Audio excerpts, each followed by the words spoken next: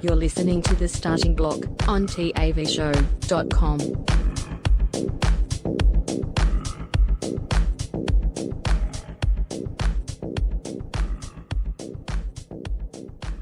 The following program is recommended for mature individuals and may contain material unsuitable for morons, cretins, and dishwipes.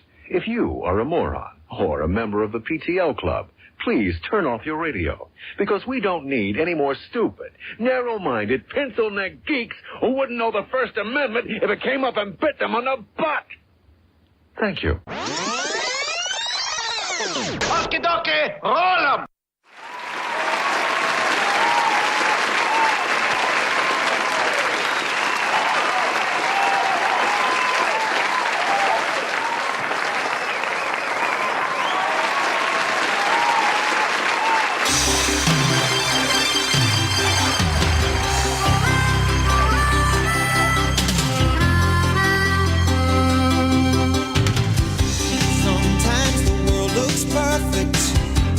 Nothing to rearrange.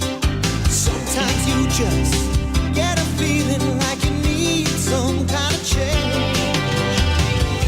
No matter what the odds are. Starting block for another week. Big show as always. We got story times. We got some equality. We got a very, very sad stat man. All that and much more here on the block.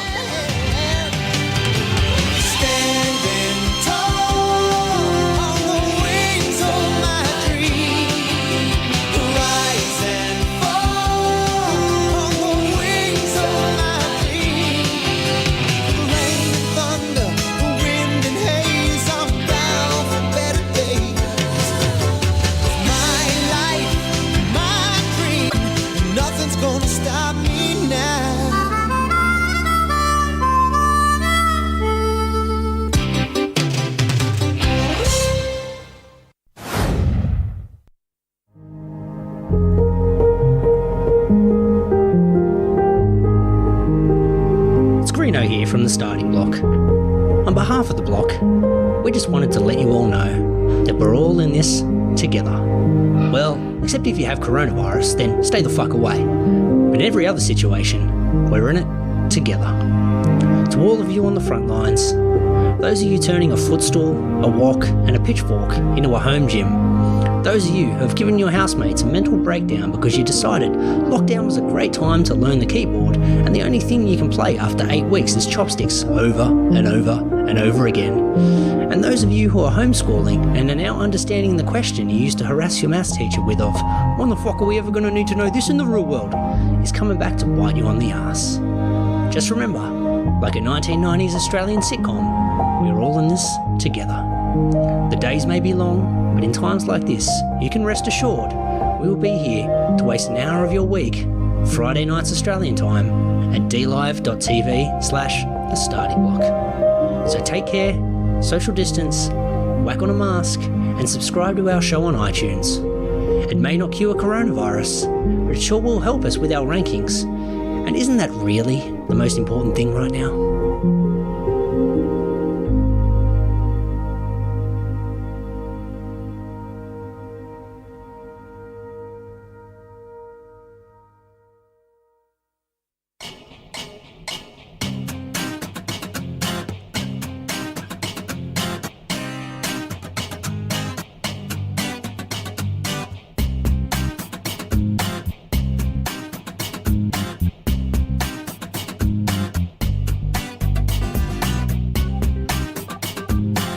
Public Radio's loss is TAVshow.com's gain. You're listening to The Starting Block. Hey, welcome to The Starting Block for another week. You got myself, Greeno, and I'm joined by a man who legitimately refuses to surrender. My co-captain, Dave, how are we, sir? Very good, Greeno. Good evening to you, boys, girls, listenership, blockheads, millions around the world. Yep, plenty of stuff going on. I was actually just thinking during the intro that I'm so glad that we kept that COVID-19 bit that you did, because that's coming back in a big way. I don't know if you've been paying attention. Yeah, I haven't. You've probably got it really muted. I reckon you've got it muted. So I probably did mute it. It sounds like a very early muted word of the week. So the sequel's coming, Greeno, and there's a lot of hype. Yeah, there's a lot of Same. hype out there. Is it still the Rona, or is this like the monkeypox they tried to bring out? It's still the Turns out Rona. you only got it from butt sex. It's Still still Rona. Okay, new Rona. Yeah, no, same Rona, but new Same Rona? season Greeno. So But back. with yeah, vengeance. so there's a lot of stuff coming out lately about like, hey, so booster shots are just around the corner because we've got to get ready for COVID season, and it's like, oh, we're doing this again, are we? Or, And we just did COVID season. That was winter. yeah. So, well, I mean, It's called winter. you got to gear up, Greeno, for COVID season. So, yeah, a lot of stuff out there. So I'm glad we kept that intro. Like, I never ended up. Our laziness actually worked in our favor for once. Didn't have to change That it out. yeah, 100%. I think we recorded that early mid 2020. 2020, yeah. So, it was pretty early on. I remember we recorded it obviously at home just when I bought this new mic. So yeah, we're looking a good 3.5 years ago now. Just pure laziness, not to replace it with something currently relevant. But everything old is new again, Damo. That's it. Who knows? Maybe Pessy will be back on D Live soon. We need Pessy back on D Live. We keep playing that promo. He hasn't been on It's D the Live for only promo. years, Greeno. Yeah. Only promo pay, and I still sing it like every week after the show. I find myself just humming the jingle. It's a catchy jingle. That's what we love. Pessy. We've had him on the show a few times, but that just shows you that his jingle is more timeless than his show is, because the show has changed. It's changed location, it's changed its identity, and it's like, we're going to keep the old song though. The old song's fine. We're going to leave it at that. It's like, but I'm not on D Live anymore. Doesn't matter. Doesn't matter. People will find it. People will figure it out. If anyone comes asking, work we'll it point them in the right direction. But we're gonna stick playing the old song, I think. Yeah. It's almost become like the Don Camaro jingle. Yeah. Like we're advertising something that doesn't exist anymore. It's fine. Yeah. It's all good. Damon, what are we going to open the show? We're going to open a little bit of, I guess this is your story time. Yeah, I got a little story I time. like You'd like to stories introduce- about pinatas. Definitely got a little story On the time. back of the success of Forgotten Vegetable of the Week, which we don't have in the rundown this week. No, So I that's couldn't right. be asked looking up a new vegetable. We ironically forgot to think about the forgotten exactly. vegetable. The beauty of the segment. Sometimes we forget to do it. And that's a lesson for the chokos out there, you might be a hero this week, but next week, guess what? You'll be forgotten again. You got to find a way to be front of mind, Choco. Yeah. And when you do pass that, you'll no longer be a forgotten vegetable. You'll just be a Exactly. vegetable. It comes full circle. Like the rest of us. Yeah. You got to earn it. We're Must going be to do a consistent. segment called Your New Favorite Dish, Damo. Yeah, so I was up late. I'm usually up late every night. Probably I'm kind of like a midnight to 1 a.m. kind of sleeper generally. And so I was up late and I was a bit peckish, Greeno. I missed a meal during the day. And when you miss lunch, say for example, you can't get back on track. Dinner, you can eat like a big roast dinner and you're still like, I could still eat more, I think. It kind of throws your body out of whack. So I was in one of those situations about 11:30, midnight, something there or thereabouts. I'm like, all right, so what can I do? We're at the end of our grocery cycle, Greeno, so options are limited. This is a nightmare scenario. This is where the hot dog jaffle came into existence about a month back. Yeah, possibly. Yeah, that's right. Yeah, it was at the end of a grocery cycle. What have we got? Packet of fucking Frankfurts and some bread. All right, we'll do something. We'll figure it out.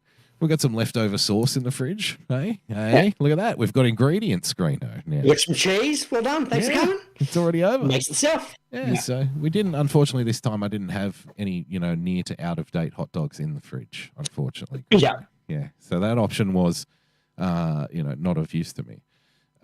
It's 11:30. I don't really want to fry anything up. You don't want to, when I was working nights, I used to fry up a dinner and boil vegetables and stuff at like 4 a.m. Yeah, it's a lot of effort. Maybe 3, 2 a.m, something like that at a stretch. But I feel like 11:30 at night, it's just not the frying hour, Definitely not frying hour now. You're out there, you're that's gotta be clunking things snackage, around. Yeah. You don't just have snackage there. You don't just have like a pack of Pringles or something in that regard, just ready to go. Well, and generally I would agree with you, but the problem was my body, was saying to me, no, we've only just had lunch at 6 p.m. Okay. So you need a dinner. So it's dinner time. I need to sit down roast. It's in those moments that I most am jealous of rich people. And it's really only in those kinds of moments. I'm not jealous of rich people for their cars or the women or the houses or the disposable income. That stuff really genuinely doesn't. I'm not too concerned with that. But when I want to be rich is when like it's 11:45 at night and I want to call up my personal chef and say, can you just whip me up some burritos, you know? Yeah. In the next 15 minutes, that's when I want to be rich, you know? Yeah. Unfortunately, I don't have that option to me. You know, it's not available either. So Yeah. I'm in the kitchen and now, Greeno, I want you to take this in the spirit that I mean it. Now, in the moment when I was coming up with this, you know, what's going to be this segment's called Your New Favorite Dish, as in it's not mine, it's going to be yours out there. The listener, Greeno, it's going to be your new favorite dish, trust me. Your new favorite dish. Okay, excellent. I like it. So I think what I ended up, I never looked it up, but I think what I ended up experiencing was like, remember that moment in Ted Lasso when he comes up with the triangle offense, which is actually total football, a well-established, well-known football philosophy? Yeah, and even that was like, even he was ripping off in his imagination. Everyone's ripping off everyone. Yeah, Phil Jackson triangle offense. That's right. Yeah, yeah, and so you know, these kinds of things happen in music as well. Greeno will tell you, like, there were times because we played in a band together, and there were times when we think we've come up with some great riff or something, and then we find out, you know, a week later, oh shit, someone's already invented this, you know. Yeah, and you genuinely had no idea. CD. Yeah, listen to that CD on the drive to band practice. Yeah, and thought, hey, this is a good riff. Yeah, because we just heard it. That's why. No, no wonder it's a catchy riff because you know someone's already doing it. You know, of course. That's why it's so hard to write a catchy riff, Greeno, because everything that's catchy has already been written, already done. Yeah, that's it. So you know, it was one of those situations, and I'm in there, and I'm like, okay, now, what can I make of this? Now, this is what I want you to try, Greeno, at home. The key ingredient here is I want you to make sure it's got to be very white, fluffy bread, okay? Not that kind of hard crust shit. It's got to be the stuff that feels like it's got a ton of preservatives in it. It's so white and fluffy. All right, well, we've already come across a stumbling block there. Nothing but multi-grain in my home. No, well, you're going to have to... Don't do the white bread. Well, it's only going to work with white bread. Okay. Trust me. All right. I'll put it on the list. Okay, put it on the list. Just to try once. Give me a minute. Yeah. Right on the list now. Are you ready? Yeah. White bread. Yeah. Okay. But I want you to put in brackets, Greeno, because this is key. It's got to be ultra fluffy and fresh. Ultra fluffy. Ultra fluffy and white bread. Okay. Your best bet would actually be, do you have, I've got the Vietnamese bakery down the road, which is fucking stellar. Yeah. Every time people come over and visit, they end up getting a sausage roll at this place or whatever, this little Vietnamese family running the place.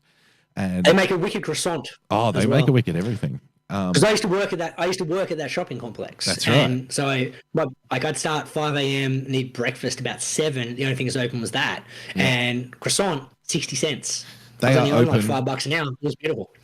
They are open fucking early. Like they are open at 6 a.m. but they would let you in earlier, except the center doesn't open. It's one door. I used to just walk on the back because they start baking at like 4 a.m. Right. So I'd go out the back dock to have a smoke, and I just walk and go, "Hey man, I got a croissant." And like, 80 cents. I'm like, "Yeah, got the correct money. We're all good." And they just whack it on the counter. Didn't even need to worry about opening. Backdoor deals for the bakery. Outside of hours service, Greeno. You can't beat that shit. The work ethic of those Vietnamese bakers is unheralded, Greeno. They really just go 24 hours a day. Yeah, to get the 80 cents out of my pocket. That's it. Fucking shut up and take my money. Have $1. Exactly. Have a fucking $1. Have a cool. I'll pay $1 for that croissant. Yeah. Beautiful. Yeah, you're undercharging. I'm getting away with robbery. Yeah. You need to up your ante. So, obviously I didn't have that option available to me. Fluffy white bread. Yeah, 11:30 at night is just... It's a little too early for the baker. You can go if you go at 6 a.m., that's basically bakers like at knocking off time. It's like 5 p.m. for them. They're done. If you go up at 11:30, it's the equivalent of someone calling you direct at 9:05 a.m. on Monday in the office, and you're like, "Oh, I know what this is. This is not a good call." You know what I mean? And it's the type of one where you don't pick it up because you assume that everybody knows the unwritten rule about not Monday morning. Let's give everyone a couple of hours to just go through some fucking whatever they got to get done that happened over the weekend or whatever, or wrap up last week, and then we'll start pestering them with calls. That's the general accepted social norm. It's also a similar social norm of the 10 minutes before knock off, don't call people. Yeah. People know, like I get that all the time. People know I'm about to knock off every day at 4 o'clock on the dot. Here they Greeno come. don't work 1 minute past 4. That's my knock off time. You're not paying me. I'm not fucking working. I'm not answering your call. So they'll call me at 5 to 4, and I'm like, I've been here since fucking 7 a.m. Yeah. You've had how many hours to call me, and you've chosen to wait till this moment? This better be important. And often it's not. I'm like, well, this call could have waited till the morning. Yeah. Now you're interrupting my time. Yes. Because unless you can wrap up this call in 5 minutes, we're ending the conversation. Well, ultimately, Greeno, that comes from a place of, and I think I'm being genuine here, that comes of a place of the other person thinking that their time is so much more important than yours. Because otherwise they would call you at like 9 a.m. and go, hey, just have you got any time? Like, can I get 5 minutes out of you? Yeah, et cetera, et cetera. I think it's also a mentality of everyone else who works in my team happy to put in extra time, whereas my hard and fast rule is I'm not getting paid at 4:01, so Greeno ain't working at 4:01. They'll work till midnight. They don't care, for free. Greeno, they know you finish. They know you finish at 4. They're just waiting because they they realise that you're finishing at 4, and then they're like, oh fuck, I forgot to ask him that thing. I forgot to send him that thing, Greeno. Yeah, I can wait till the morning. Yeah. That's my rule. More often than not. Call me in the morning. So, of course, at 11:30 a.m., bakers don't want to be disturbed. They're like, I'm in the middle of a fucking dough here. What the fuck are you doing? It's bake time, yeah. Yeah, this is bake time. Peak hour. Yeah, this is shake and bake. You shake your ass in later on when it's baked, when we're in the post. 6 a.m. onwards, come see me. Exactly. Yeah. But then we're just pulling shit out of the oven and dusting bread loaves off with flour and all that kind of good stuff that you get. Icing sugar up there, we're good to go. Yeah, whatever you got to do. Fill it with cream, Greeno. You got to fill your apple turnovers and cream. Got to make sure you take care of that. Get them in the display case, yep. Yeah, but not at 11:30 at night, Greeno. That's too early. Yeah, so you got to do what's in the house. So we're back to white fluffy bread. Yep. So white fluffy bread. Now I want you to make sure that you have pre-sliced Colby cheese in the fridge, Greeno. Okay? Already way ahead of you, sir. Nice. My house, our cheese budget between myself and my kids is in triple figures per week. Now, Bill. No. I shit you not. I read the thing this morning, and I'm like, on the list, I must have had in excess of 5.5 kilos of cheese. Yeah.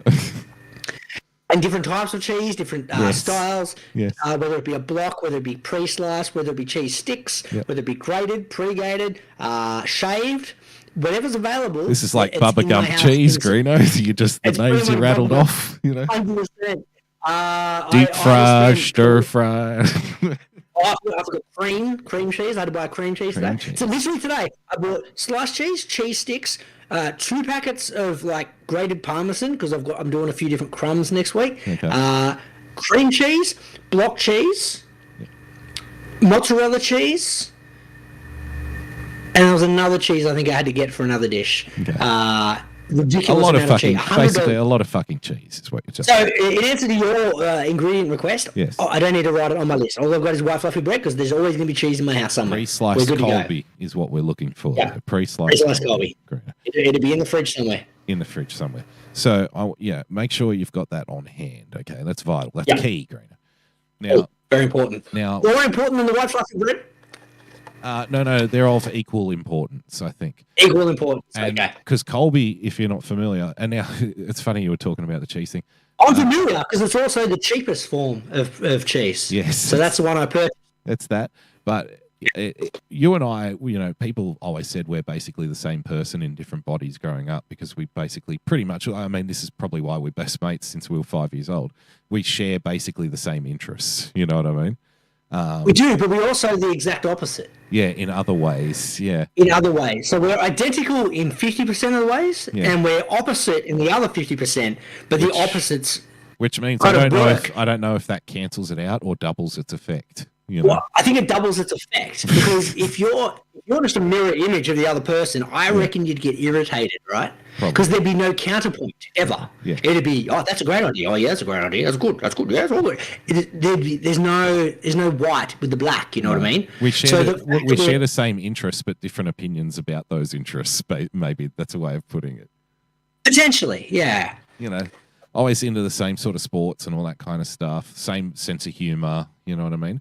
And one other thing that I think is carried through Greeno is both of our having, an inhuman love of cheese in all of its cheese forms. Yeah. I can't Even tell in you, our when we were kids, how much fucking cheese. Yeah. Do you know what I had for breakfast this morning, Greeno? This is a true story. Nice, Gary! Because I've recently been cheese? getting into toasty cuisine, Greeno, trying to find new and wonderful ways to make a toasty. By the way, tomorrow tomorrow I'm going to be doing it. Victor Show joining us in the chat, by the way, ladies and gentlemen. Darren. Yeah, hello Victor. Welcome. Nice to see you. It's been a while. So tomorrow I'm thinking about, now this is not your new favorite dish I'm about to explain to you. This is a future project that's going to happen tomorrow sometime. We're going to make toasties with sliced banana and Nutella and marshmallows, Greeno. Okay. And we're going to see how that turns out. I reckon There you go. layer the Nutella in there thick though. Really thick. Yeah, because you need that nice and gooey and slimy. Yeah, that'd be. Correct. You need to get a fair bit in. Anyway, back to the price of cheese. You know what I had this morning, Greeno? I was trying to reinvent. You remember Sizzler bread? If you're only you have to be a specific, Of course. 100%. socio-demographic category to know what Sizzler bread is. Okay, Everyone knows Sizzler bread, bro. Everyone knows not Sizzler everyone bread. goes to If you were- Sizzler, Greeno. If you were born in the 80s or 90s, you know Sizzler bread. I don't know if that's true. Maybe 80s. Yeah, not everyone went to Sizzler. It was kind of the poor person place to eat, which is why we went there for every fucking Maybe just everyone I know. for 10 years. Everyone I know is Sizzler because we're poor. That would explain it. $5 and you get what? All you can eat. The kids can just go nuts with pasta and ice cream. They can Pasta serve and themselves ice cream. Soups and salad and fruit and all that kind of Whatever shit. you want, It's- except steak and the good shit. You had to pay for that. Yeah, you want steak and fish? No, sorry, mate, you got to pay for that. Well, How fuck it, we'll just- How stupid were the people who went to Sizzler and actually got like a steak, for We $20? used to laugh at those people instead. Say, "Can't check out this dickhead? He just paid $30 for a steak. He could have just eaten all the pasta." We're paying $5 to just stand at the pasta little buffet island and just eat it basically straight out of the fucking thing, Yeah. I just ate 6 kilos of marshmallow. Yeah. And kids, like when we were teenage boys, Greeno, you know what teenage boys can eat? I remember like when I was a kid, when your metabolism, when you're a young kid, a young boy and your testosterone's starting to fire nukes into the rest of your sensory system, Greeno, strange things are happening. I remember being able to eat like fucking 10 bowls of spaghetti at dinner when I was like 15 and, be perfectly, I could go another 10, it wouldn't matter. Yeah. Didn't put on weight or anything, obviously, but that's how dangerous kids are at an all-you-can-eat, Greeno. The other adults would be looking at us. They'd be on their post-dessert coffee, and we're still going back for more hot stuff. Like, get another bowl of chips. 100%. Because you didn't know the next time you're going to get to eat that dish. You're like, well, there's another 12 months to my birthday, and I've only got one confirmation left. Yeah. Better get on that. Better get as much as I can. The I once parents- went to Sizzler, ate so much that everyone was waiting for me to the point they're like, okay, we've got to go. As we're walking out the door, ate so much, vomited. And then I'm like, well, now I've got space again. Can we go back? And you're like, no. Turn around and get more. You just vomited. And I'm like, yeah, but like now I got some room. That's it. The parents used to joke that, because they used to make all of the birthdays lunchtime too, because that way they wouldn't have to make any dinner. Because they'd say to the kids, all right, fill yourselves up because you're not getting any dinner. Well, I literally heard that dozens of times growing up. That was the line that we all used to get. Fill yourself up because you're not getting any dinner tonight. It's like, oh, okay. And you'd just go back and back and back and back until you threw up in the car park on your way home. You know what I mean? Mm-hmm. So And that was a good day out. But here's the key. You could have eaten your body weight in pasta and salad and soup and croutons alone, or, drank your entire stomach's worth. I had to with the croutons. Well, the croutons, you just put them on everything, wouldn't you? Everything, because when you're a poor kid, even though it's literally just fucking Dried toasted bread, Yeah. dried bread, we never had that at home. That was like a fancy. gourmet thing. Yeah. Like, we could fucking put some like crusty shit on top of the soup. Excellent. Yeah. Load me up. I remember coming back with a bowl of corkscrew pasta once where I had the pasta in there and I just put a perfect layer, like a lake of sauce over the top of it. So it was all even. Oh, yeah. And then I put, Drown that fucker. it looked like a bowl of red soup, but there was pasta just perfectly underneath. And then putting like a whole layer of croutons on the top of that. So it ended up being like a pasta pie. You know what I mean? Yeah. They come through and crunching through the croutons and getting the pasta. That's good shit. That's creative shit when you're a kid, But even though you had all of those options and all those things you could do, everybody knows the best part about a Sizzler cheap poor ass meal is the one free piece of Sizzler bread you get before you go to the buffet. That's right. Yeah. And because once again they're trying to load you up so you don't eat as much of the buffet. Yeah. But with a bit of like cheap bread. But it was amazing. That cheap bread worked in two ways, right? So number one, that you all sat there and waited, even though you didn't have to, you all waited for the cheap bread and you ate that first before you went up to the buffet, right? Now I get half and hear me out. You go and get the bowl of spaghetti and dip it, Green. Then you get the bowl of spaghetti, you smash that, and then you scoop up the extra sauce. That's a pro move. Correct. That's a pro move. But everyone would wait for the bread to arrive at their table generally, right? And the reason you did that was because you didn't trust your own family members to not eat your piece of Sizzler bread before you came. Can't leave it unattended. Yeah, true. You never leave your slice unattended, Greener. Yeah. And pretty much all it is I'm pretty sure they fried it. It's like French toast, but with Parmesan cheese, basically. It wasn't Parmesan, because I've tried to make it myself 20 different times. I've made it myself. I've made it myself. It was a different cheese. It wasn't Parmesan. No, it was. I do it, and now we're kind of cutting across the story here, but that's okay. So what I had this morning was trying to recreate that in toasty form. So I put butter on, like really thick butter on both sides, Greeno, of the bread. I put butter on the outside, on the toasty side, Greeno, so it gets all nice and golden brown on the outside. And then I filled the middle with, the cheap powder fucking Parmesan cheese shit you and I grew up on that comes out of the green. Yeah. I filled it up with that, and it was like a Sizzler bread toasty. Nice, Gary! I'm not lying. But generally, how I've done it is just you put a lot of butter, you use that. It has to be that cheap powder Parmesan cheese. That's the only one that works. It does. Yeah. That's the only one I know. Well, it's the only one that works to recreate the Sizzler bread. And then you put it, it's got to be nice, thick toast, obviously. And then bread, pardon me. You just and you only put it on one side. Yeah, the other side's got to be soft. Yes, and you just put it under the grill for a few minutes, and then it's pretty Sizzler breadish.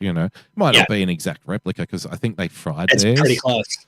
Yeah, it really is. But it's got to, like I said, it's got to be. Ironically, it's got to be that cheap shit. Fake Parmesan, which I still eat to this day, and I'm now 40 years old, and I still eat it because that was the cheap Parmesan we had in the house when I was like a little kid, and we just never stopped using it. No, there wasn't. I didn't realize real Parmesan. I didn't realize real Parmesan existed until I was 34 years old. That's right. And you're like, hang on, it comes in a little ball, and I've got to grate it. What the hell is this weird? Parmesan. Yeah, Parmesan is powder. I'm like, I always buy the packet of Parmesan. They're like, no, that's not the packet of Parmesan. This is packet Parmesan. I'm like, it's a real cheese. Oh yeah. I was used to fake shit. Yes, that's right. We're used to the powdered stuff that you used to get. Yeah. A little bit delicious. Like powdered milk. It is delicious, Greener. Yeah. But yeah, anyway, that's what I had for breakfast this morning. So, beautiful. But now I'm going to have that tomorrow. Well, you can give it a crack. Do it yourself at home, kids. Yeah. But that is not, and the best part about this story, Greener, that is not your new favorite dish. Okay? Your new favorite dish? I got all these segments still going. We're fucking 30 minutes into this show. So your new favorite dish is, I want you to make sure you've got the nice white fluffy bread that looks like it's packed full of preservatives, Greeno. Otherwise, they couldn't make it that fluffy. I want you to have sliced Colby cheese, pre-sliced Colby cheese. Now, the reason you use Colby is because it's a little bit creamier, and it's kind of a little bit softer and creamier. Now, the only other thing I had in the fridge at that time, Greeno, was some organic home jarred that you would buy at like a roadside stall strawberry jam. Nice, okay. Now, what I want you to do is, no butter. We're not using butter in this thing. Butter on a toasty? No, it's not a toasty. It's not a toasty. Okay. So it's just nice, soft bread, and the bread has to come out of the fridge, Greeno. I want you to put that in brackets next to the bread on your list. Bread, white and fluffy, dash, new bracket. Put it in the fridge. Yeah, you could put it in the fridge overnight, Greeno, and have this in the morning, or put it in the fridge in the morning and have it at night. The bread's got to be cold from the fridge. That's what makes it. Okay.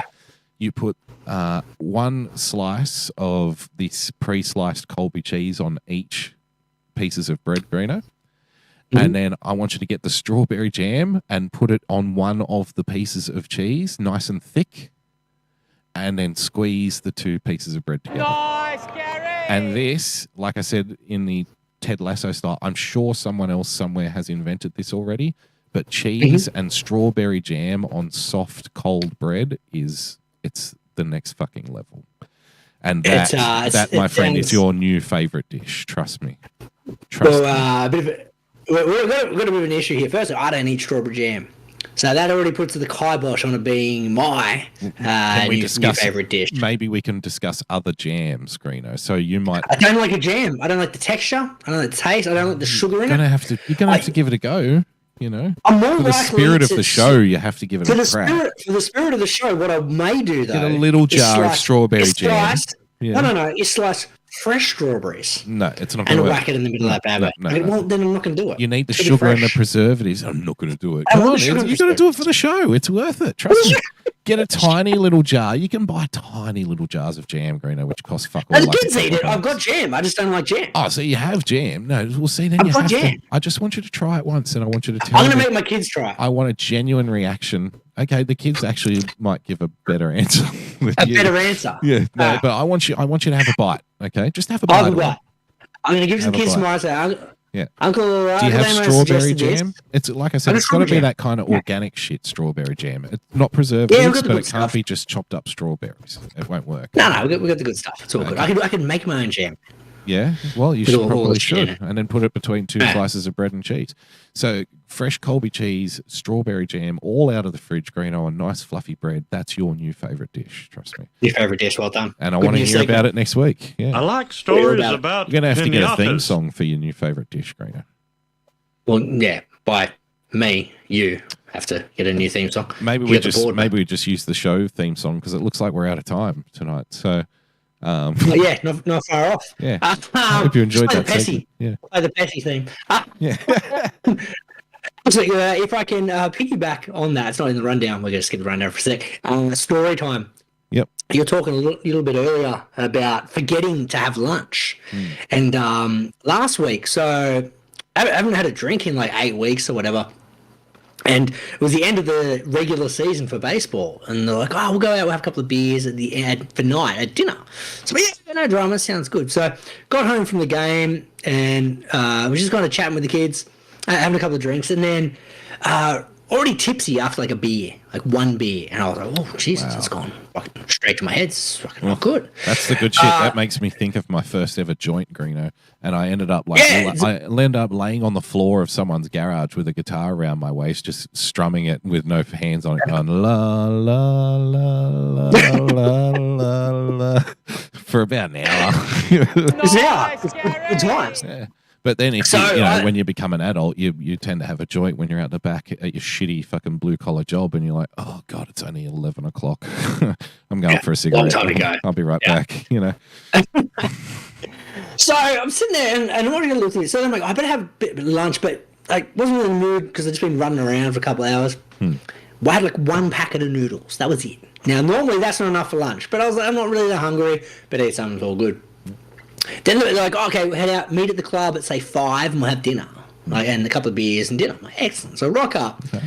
And they're eating at 5. Ooh, old guys. Like, what do you mean? Like, what do you mean? Like, we just ordered dinner. I'm like, they're like, you're not eating? I'm like, PM. Yeah, man. Like, I'll eat, but not at 5 p.m. Like, I'll eat something like Greeno. At like 7. Yeah. Like 6:30 is my normal dinner time, just because like kids got to get into bed and stuff. But like 6:37 is like when I generally like to eat dinner. So that's when my stomach is ready for food. We need to explore this more because I'm very passionate about this and have been for a long time. Now, it's difficult in our house because now we've got the baby BoogieBumper baby. And in order to get, like you said, in order to get her in bed at a decent time, you have to have, kind of dinner at a decent time.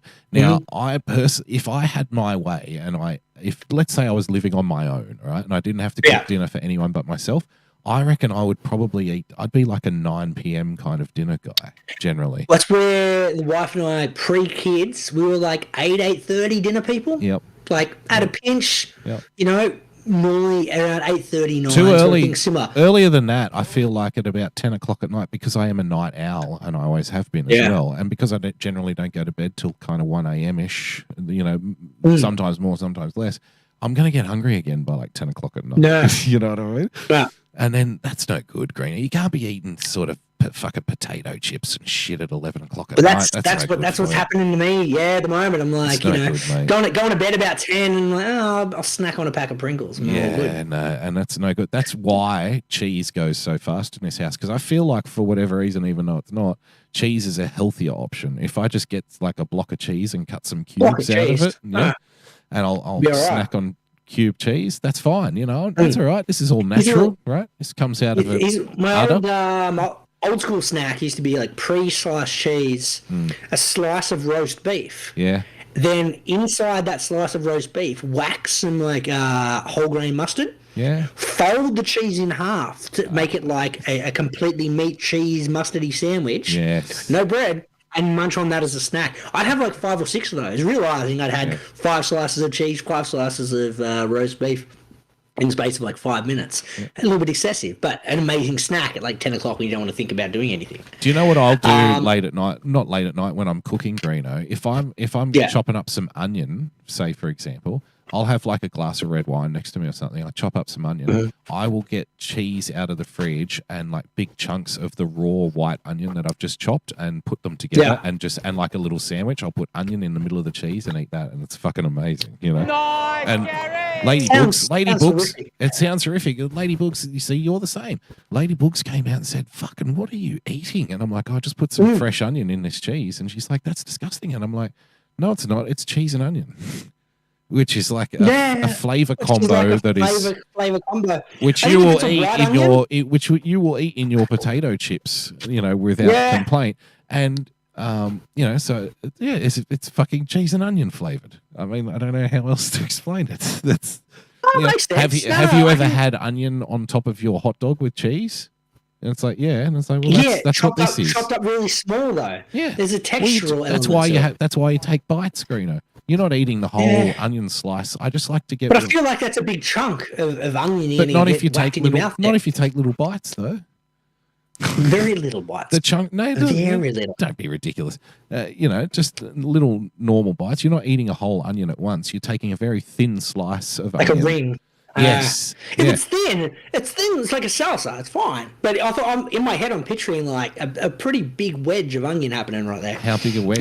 Like an orange slice, Greeno. Like thumb thickness. Thumb thickness? No, that's too much. That's too much. That's what I mean. That's what I had in my head. I'm like, that seems excessive. No, I would say 1/8 of a thumb, maybe. Like you'd see in a salad. Yeah, it's raw, dressed with a little bit of vinaigrette or whatever. But not like you just have it with cheese. Not one ring though. Like I want you to have like a decent. It's got to be a decent. You need to get cheese in every bite, basically. Onion in every bite. I get it. Yeah. So get your. It's got to be a white onion. Brown onion's not going to cut it. That's gross. Right. Definitely not red onion either. For whatever reason, red onion's not oniony enough. That'd be no good. Doesn't go good with cheese. But white onion's sneaky good. Yeah. Doesn't get enough love for the white onion. Doesn't. There's some talk in the chat. Don't do a fucking cooking show, bro. No, not a cooking show. A food show. I didn't cook anything. I just put bread and cheese and jam together. That's it. We've turned into Jeff Jantz over here. I don't know what's going on. Greeno, we've got to address what's happening in the chat. Victor Show says, Greeno, replace the jam with peanut butter if the jam doesn't work. And I'm going to have to say a dick move on that. Dick. No, Victor, we're not doing peanut butter and cheese. That's been done. We already know about that. Okay. This is fresh ideas. This is jam. That's right. This is a new idea. Okay. This is jam and cheese, strawberry jam and it's got to be Colby cheese, not any old cheese. That's not going to work. It has to be cheap, pre-sliced Colby, okay? Yeah. Very specific. Daryl in the chat, Greeno, says, war crimes are happening here on the show and in the chat. He has no jam or peanut butter whatsoever. Neither. I feel like you're denying yourself of some kind of pleasure there if you deny both of them, aren't you? No, I'm with you, Daryl. I don't eat either. You don't have peanut butter? I've got peanut butter. I don't eat it. Have you not had like the all natural? Like there's literally nothing in the peanut butter except oil and peanut because of the oil that comes out of the peanut, and you have to kind of stir it up before you use it. It's so runny and oily. That shit, I love to layer that shit on thick onto toast every now and then, Greeno. So you look like Mr. Ed when you're eating it. And like, The other thing you do with that stuff, Greeno, here's a hot little tip for you. You get celery slices. And you dip that shit into that peanut butter. Yeah, and peanut butter, that's been done. Yeah, seen that. With that said, though, using peanut butter in like a chicken satay. Oh, But you that's add a little essential, chili isn't it? lime Peanut juice butter, and to it. you can't have a satay without peanut butter. Well, you can. You can do it using fresh peanuts. Yeah, but that becomes peanut butter after you. Yeah, cook but I'm it. talking about jar peanut butter. They're two different things. They've got two different flavors. Whipping up something out of fresh peanuts, I'll happily eat because I like peanuts. I just don't like the processed, like. No, that's what I'm peanut saying. butter. So you can get peanut butter that is literally there's no ingredient except peanut. It's just the way that they do it. So they like crush That it. and- that I'll eat. I'm just saying. Oh, it's like, amazing. It's the regular jar No, of peanut no, butter no. you buy at your local supermarket. Oh, no. Tastes like shit. I don't Yeah, eat it. no. We haven't had, quote unquote regular peanut butter in this house for like over a decade. It's just not. Yeah. It's not something we even consider because the actual pure natural, the kind of shit that you would get from a hippies kind of growers market. That is Done it that's all by the hand. shit. They didn't do it in a blend. It's like pestle and mortar gear. Yeah, there's we all like to make fun of hippies when it's warranted, and granted it's warranted often, but there are some things that the hippies just do well, and that kind of shit, jarred shit, they're good at. They know A what they're pickle? doing. Yeah, I love a pickle. I'll put that together. good Because once pickle. again, they got nothing else to do with their time. Oh, yeah, we'll just pickle something. Very good. What the fuck are we talking about? What was your story? Oh, dinner. That's right. So Nice yeah, dinner. boys are eating at 5, and I'm like, Gary! bro, this is too early, eh? Like, this is when my parents used to eat. This is we're not. I'm not eating at 5. Everyone enjoy. I'll grab something in a little while. I'll just have a couple of beers while you guys are having dinner, and we're all good. Now, because I haven't had drinks in like 8 weeks, it just fucking everything went straight to my head. I forgot to eat dinner. So I get to like 8 p.m. and everyone's like, oh, we're heading home. And I normally would have ordered dinner in that time, but the place is desolate. And I'm like, oh, okay, everyone's kind of gone. I'm not going to order dinner now. Totally forgot. Hammered by this stage. Hammered. Now, I can't remember the last time I got hammered on 6 beers, but I was fucking hammered. When you get hammered unexpectedly as an old guy, it's not like when you were young. Because when I was young, I'll speak only for myself, and Greeno can speak for himself. But we shared a pretty similar trajectory. Greeno just snapped out of it, and I kept orbiting the sun. Like he broke off like a comet going to a different galaxy, and I'm like, I'm still here. I'm trapped by Uranus and Mercury somewhere in between. So when you're young, you expect to get smashed all the time. You're trying to get smashed most of the time. And if you get smashed by accident, it's kind of a fun thing. It's like, hey, I didn't expect to get smashed today, yet here I am at 4 o'clock in the afternoon, absolutely off chop. Now, when you're an older guy, when you get past that age and you get to like your kind of 30s and your 40s, when you get unexpectedly smashed, it's almost like a fear that sits over you. You're like, oh no, like I didn't mean for this to happen. It was no good. It was a Sunday night. Oh no. I had to go to work the next morning. Oh no. Night Called guy, my wife and I'm Greeno. like- Night guy's I'm like, fucking you in hey. the ass. Yeah, I'm like, hey, can you come pick me up? And I felt fine. I was a bit drunk, but I was like, yeah, I feel all right, all good. The movement of the car, though, on the ride home, that got me. Yeah, now, it gets you, man. happened.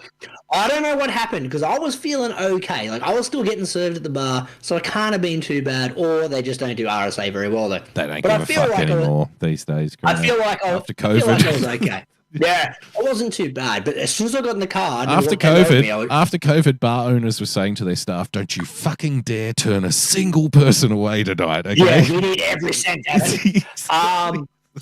It was no good. So bit unwell in the car. Kids like, you all right, Dad? I'm like, yeah, man, I'm all right. Just not feeling. Need to be had to head out the window on the ride home. That's the kind of level I was at. Now, the wife, I managed to hold it all together until we got home. And the kids kind of went inside, and I said, well, I tell you where's a good spot for me right now? Laying down on my front lawn and just vomiting my tits off. This seems like a fucking good idea, this one. Yep. To the point of just like back to 16, 17-year-old, didn't know how much, like, I can scull a bottle of schnapps and be right. No. That's going to fucking fuck you up. You're going to be ill for quite a while. It was that level of ill. And I'm like, what the hell? So I'm there, and I just need to lay down, And the wife puts the kids to bed, comes down, it's like, you realise you're like laying on our front lawn vomiting. And I'm like, yeah. No, just leave me. And she's like, well, can you at least come around the back? And Yeah, I'm like, lay on the it's a good back lawn, idea. a bit of privacy. I'm like, that's a good idea. It's a great idea. And I'm like, I can't move though. So what do you mean? I'm like, I physically can't move. So here's me. You ever seen that scene in I'm gonna Wolf of stay Wall here, Street? right? Leave me. Yeah. Save the children. You ever seen that scene in Wolf of Wall Street where the dude, when he's taking lewds and he can't drive his car. And he's trying to get back in the car and he's like crawling to get back in it. That's epic. I love it. That was what my wife was witnessing me do, trying to get out my back. Now, I've got a latch above my side gate, not accessible. So here's me on all fours trying to crawl back into my backyard to not embarrass everyone in the front yard. Realize it's too late for that by that point. I'm like, I cannot get myself up here. This is no good. See, ironically, you would have been better off staying out the front, Greeno, because by the time you've already been out there for 10 minutes throwing up on the front lawn, everyone's now watching you. So they're now watching you struggle with the gate, trying to get into the backyard. You're better off just staying in the first place you were. They're all watching you now. Point. You know. So I laid down, had myself a nice little siesta out the front, and then got the wife to open the gate so I could crawl around the back. Had another siesta in the backyard. Wow. And I don't know what time it would have been when the wife's like, look, you can't sleep out here. I'm like, what do you mean? And she's like, it's cold. Like, it's Sunday night. Yeah. You can't be falling asleep outside on the grass. Yeah. Like, this is no good. Yeah. My fair call. So bless my wife. She set up a bed for me out in the garage. Got me into bed because you couldn't make it into the bedroom. Like, it was too much. It was more of a fear. Like, if I'm gonna fucking vomit everywhere, I want it to be in my garage. I can just hose it out. Yeah. Like, let's just deal with outside issues, not inside. Just take a sleeping bag out the front, Greeno. You'll be right. But because I missed all this work, had to haul us up. Alarm goes off at 7. I'm like, better log on. Why? Because she's like, what happened last night? I'm like, I really don't know. I'm like, I don't know why I got so bad. She's like, did someone like spike your drink? I'm like, it's a local like RSL. No one's spiking. They ate dinner at 5, man. Like, I just can't hold it. I just haven't had drinks for ages. Yeah. I checked my bank account. I love you blaming dinner at 5, though. That's no. I'm not blaming dinner. I just forgot to eat. So I realized over the course of the day, I had like a quarter of a cheese like pastry I'd made for breakfast. Cheese, which isn't much. Yeah. Then I played baseball for 3 hours. Well, then you need to load up after that, Greeno. Then I had 1 packet of 2-minute noodles. Yeah. And then I just drank the rest of the day. 2-minute noodles is not for someone who's exerting any kind of physical. It definitely didn't. 2-minute noodles, or as it's otherwise known, ramen, Greeno, ramen noodles. You know, that kind of shit. That's for cool guys who are into ponies, My Little Pony, or you know, less than wealthy middle-aged men like myself, or people who are just used to it from when they were poor, and it's like you always have it in the pantry. I always have 2-minute noodles in the pantry because every now and then I'm going to be like, you know what, I'm just going to rip out 3 packets of those bad boys and boil that shit up for lunch. Smash that down. There's lunch done. Yeah, exactly. So that was my story time. Having to relive. I like stories about pinatas. Check my bank balance today because I'm like, well, hang on, did I like just drink a lot more than I thought I did? Checked it. I only had like 4 or 5 beers at the pub. Yeah. No good. Can't hold it like I used to. So I haven't touched a drop since. Can't hold it like you used to, but I've got good news for, you know, the young'uns, the next generation coming through, Greeno. And, you know, take this advice from a 4-decade now alcoholic, basically. Mm-hmm. Okay. So what will you will find as you age, if you continue in your, you know, kind of drinking patterns, that you'll become used to and you'll embrace by the time you get to your 30s, and you'll be like, well, this is who I am. Who wants another shot? You know, you'll be fine. You'll figure it out. But when you get to the point where, you know, you're older, the good news is hangovers don't get less severe, but you manage them better. Have you noticed that? Like, it becomes the norm. Yeah. You actually, you just, you know, you have a hangover and you find a way to function through it. And usually by, you know, 10 or 11 o'clock in the morning, you're not really that hungover anymore. You kind of might be a bit spacey or whatever, but you've already smashed down, you know, you kind of Parmesan sizzle bread toasty in the morning, Greeno. You've already had your fluffy bread with white cheese, with Colby cheese and strawberry jam, and you're good to go. You know what I mean? So as you age, yes, your hangovers will continue to be as severe as they are, but you'll just be better. You'll be more experienced at dealing with it. Put it that way. Yeah. And that's something you've got to look forward to. Nice, Gary! Absolutely fantastic. Very good. All right, let's take a middle of the episode break, I think. Are we taking breaks? Are we doing breaks again? I don't think we've taken a break for the last few weeks. Yeah, but then we wrap it up an hour and a half. We haven't really touched on anything. Which ones are we going to... It's been a good show. I don't think no one's complaining, you know. No, I'm not complaining. Just saying. Do you want to take a break or just keep going? Well, I guess we should play the Pessy song, you know, because it's relevant. We're going to play the Pessy song. Yeah. All right. Do you like your novelty comedy songs organic? Handmade with painstaking care, put into every note? Well, look no further than Irrational Times. Using only the finest instruments to create an experience that your ears will thank you for later, Irrational Times attempts to elevate the whimsy to a desirable level. New songs and sketches every week, so check it out.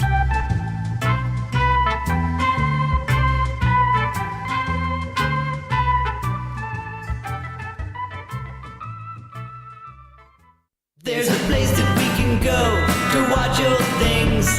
All the warm, fuzzy member berries it brings. It's a special little spot tucked away on D-Live. Enjoy the joy of Pessy. Campy old movies and old cartoons. We hope to see you over there very soon. It's our special little spot tucked away on D-Live. Enjoy the joy of Pessy. When we were kids and there wasn't any school, we'd sit and watch all the best cartoons, eating cereal until it was noon. We never thought that 30 years later it'd still be cool. Saturday night and cheesy movies, the ones that used to show us boobies. It's our special little spot tucked away on D-Live. Enjoy the joy of Pessy. Enjoy the joy of Pessy. Enjoy the joy of Pessy.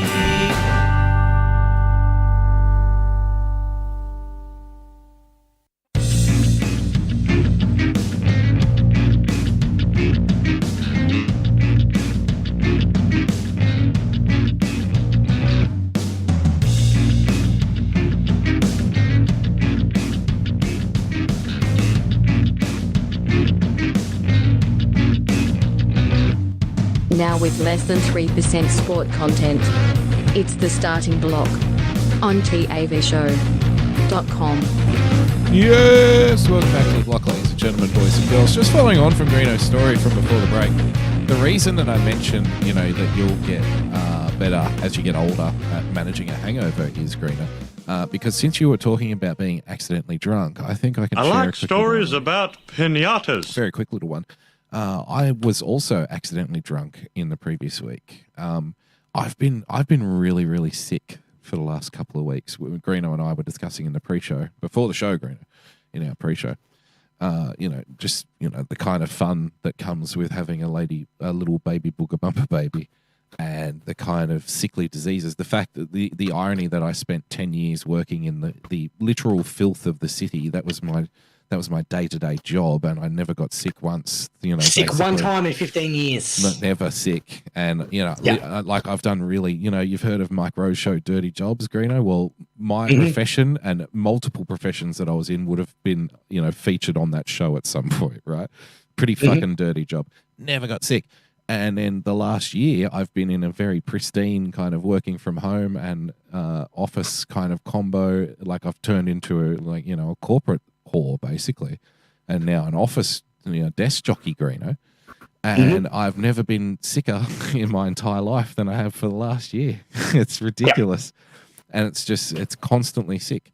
You can probably hear it in my voice right now. I'm still not really good, but good enough to do this. So it was like, being ill. This is after having last week off because of the said illness. That's right. This is the improved version. This is the best we got. Yeah, last week I couldn't do a show because my throat was so sore and so closed that it hurt to speak, and I couldn't really swallow without wincing in pain. And that lasted about a week, and it came from nowhere, and it went away just as it came. Like I woke up one morning and I was pretty much all right again. I'm like, well, that was weird. Yeah. You know, it never just went away. So that was last week. This week, I guess it's just the after effect of that, where every other orifice is now infected in some way. Yeah. We're not quite sure how or why or when.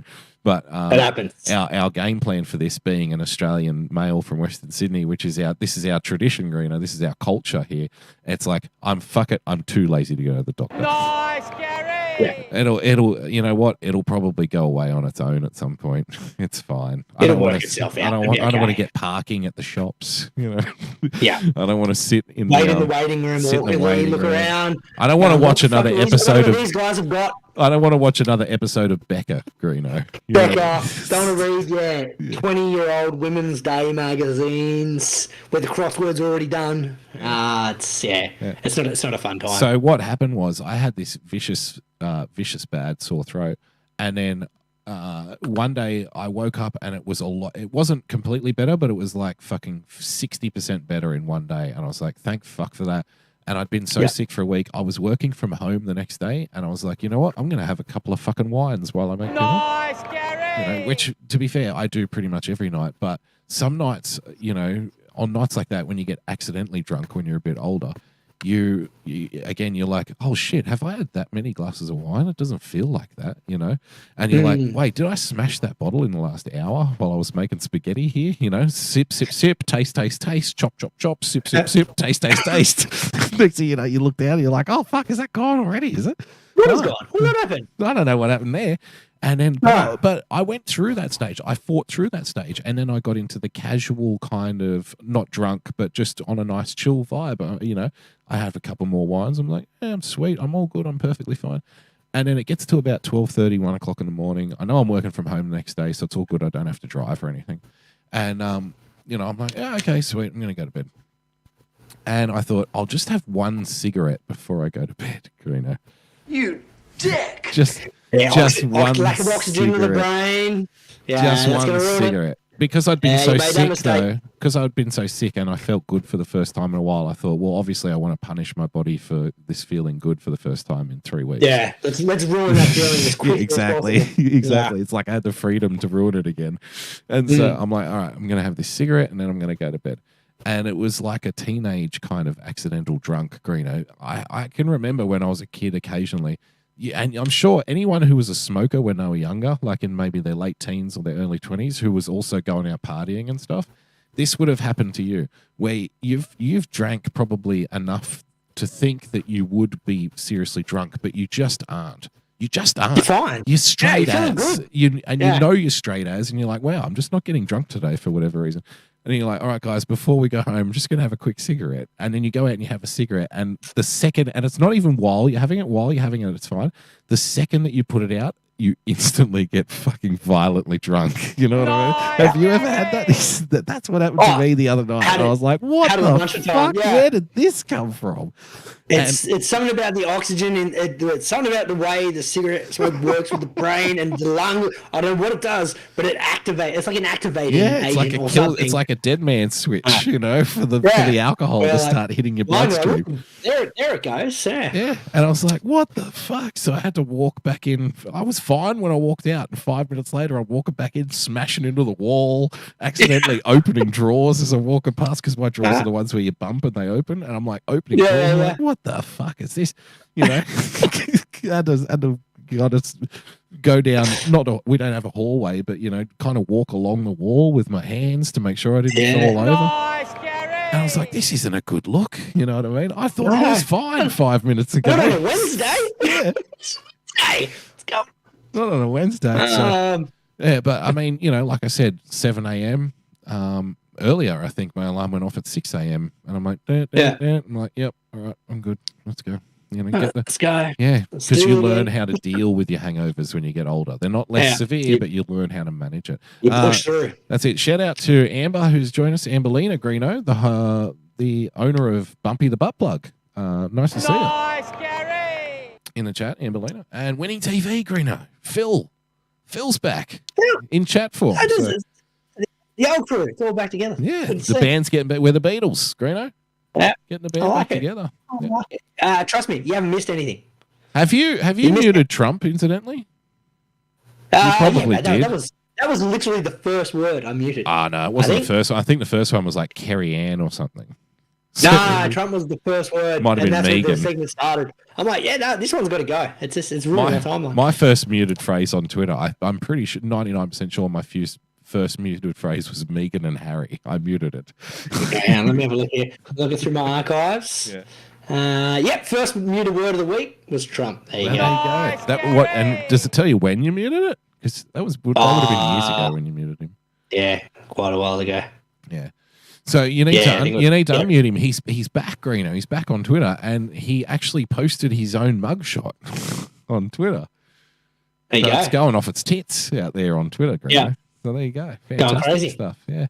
And it's quite funny actually, because depending on which side of the fence you fall on, half of the people on Twitter are like taking the mugshot and turning it into like a hero shot, like like Terminator, and the other half are taking the mugshot who hate him and turning it into like a kind of humiliation thing, with their ones. So it's quite funny actually.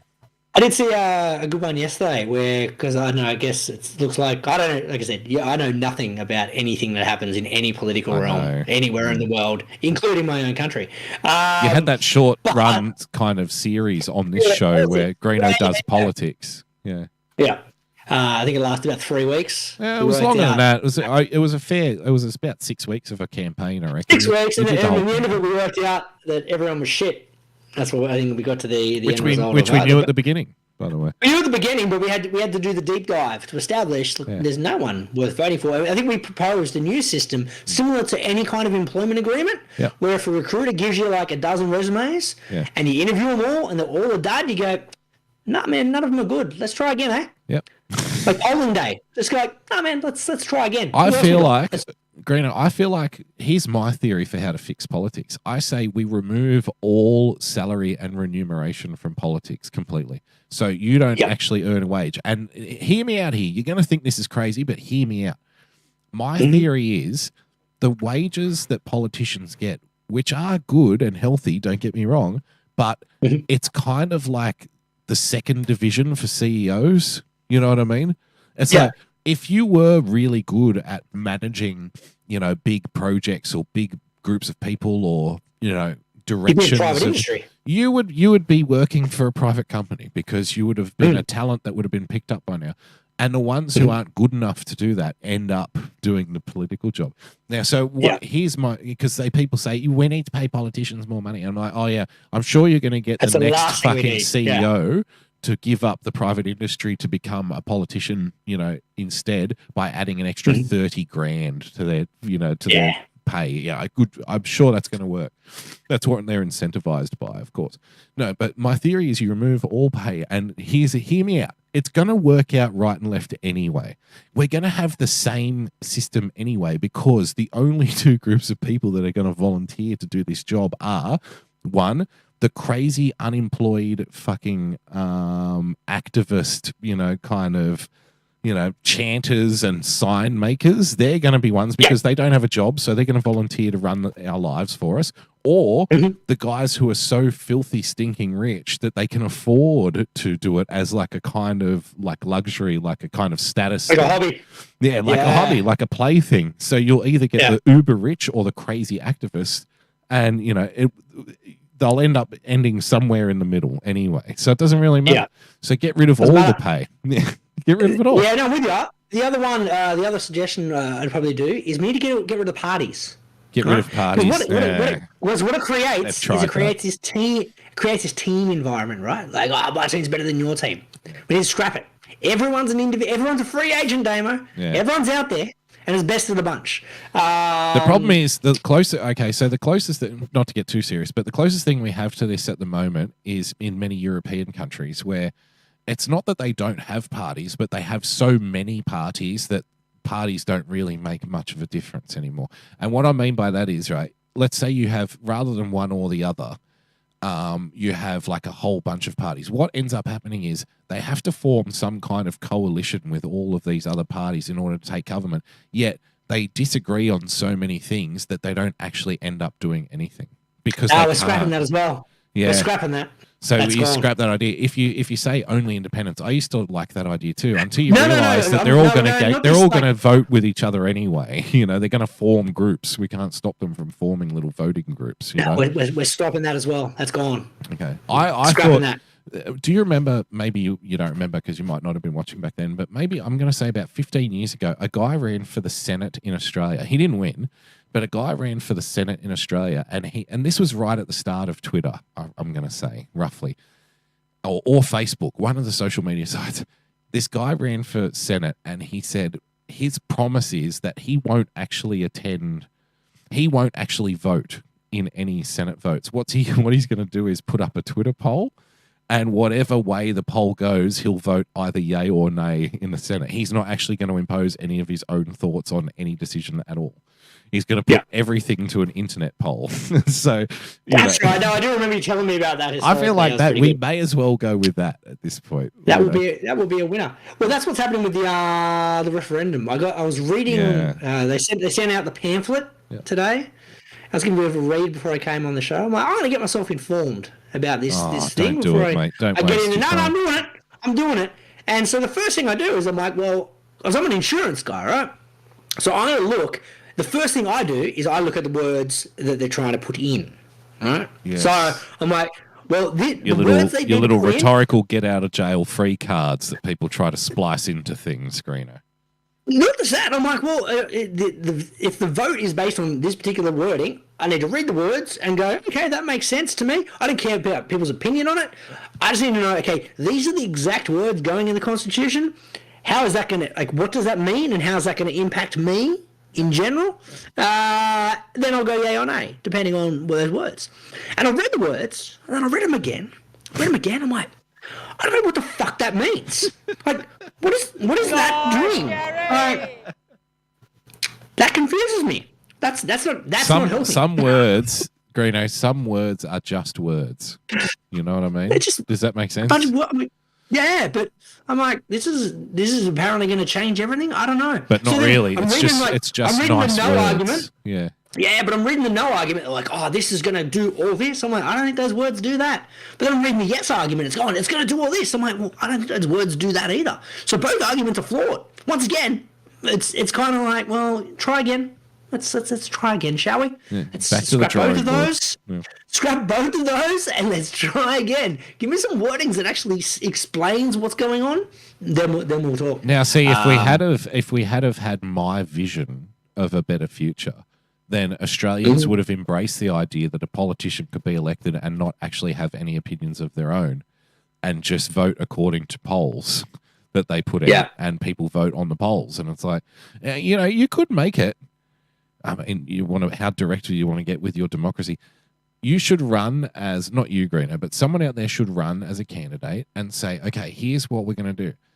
Everyone who, you have to live in my district. It's going to be like going to an RSL club, Greeno, or a leagues club. You know how you have to live within 5 kilometres if you, and then you have to be a member, otherwise you have to pay a fee or whatever. So what we're going to do is you run for office, right? The electorate that you're elected to represent, they have to sign up to your website or whatever, and they have to prove that they live in your electorate. So we're going to eliminate all of this kind of fake voting and stuff. It's only going to be people who live in that area. And the reason I know the reason I know we can do this though is because RSLs have been doing this in our lifetime here. You know, Return Servicemen Leagues Club is where a place you go again when you don't have much money and you want cheap beer. And you know, they've been doing that for years here, so we know it works. The system works, Greeno. We can sniff people out who don't live in the area. Hang on, you're not a local. You're fine. You're a local. You need to be paying us.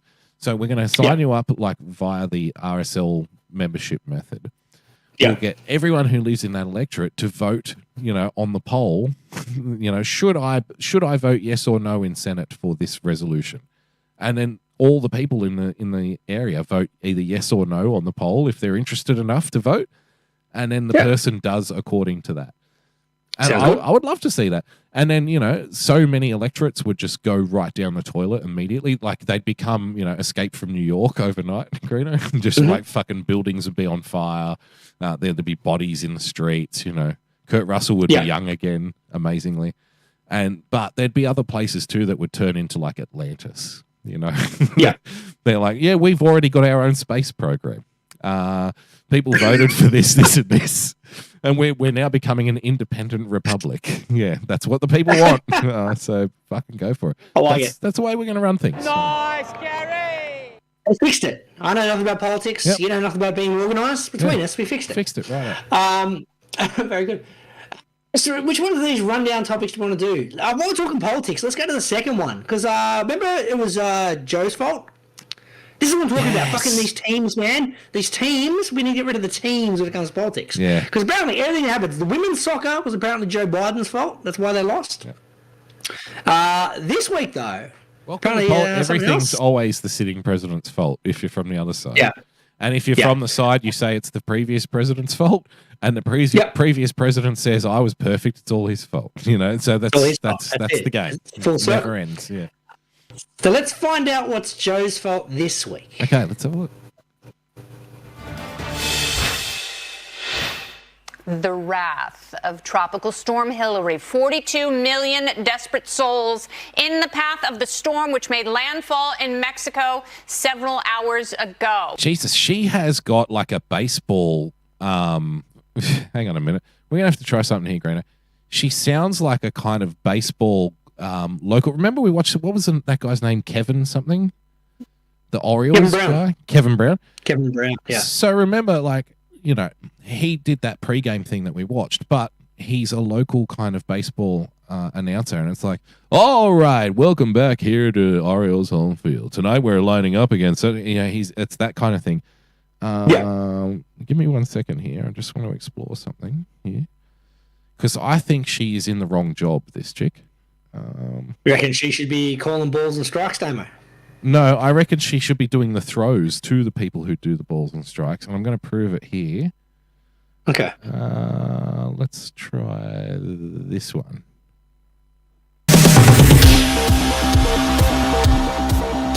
Okay, that's all right. The wrath of Tropical Storm Hillary. 42 million desperate souls in the path of the storm, which made landfall in Mexico several hours ago. But they later first pitch, 9. Yeah, that could work. There you go. Fucking oath. I knew it would work. There you go. Yeah, no, very good. Yeah, no, I can see her getting everyone pumped up for the game. Yeah. All right, 42 desperate souls joining us live here to watch the hurricane make its landfall. Over to you, Bob. Beautiful Camden Yards, ladies and gentlemen. Yeah. The wrath of Tropical Storm Hillary. 42 million desperate Tropical souls Storm Hillary. in the path of the storm, which made landfall in Mexico several hours ago. But they let it right into the country because it's Biden's America. Okay. So, that's actually very funny. That's too funny for Fox News. I think that's fucking hilarious. Joe let the storm in, Damo. So not only has Joe ruined the U.S. women's soccer team, he's also letting storms into the country, sir. Oh, that's fucking. You know, I'm going to give them. I'm giving this annoying woman who should have been a baseball broadcaster.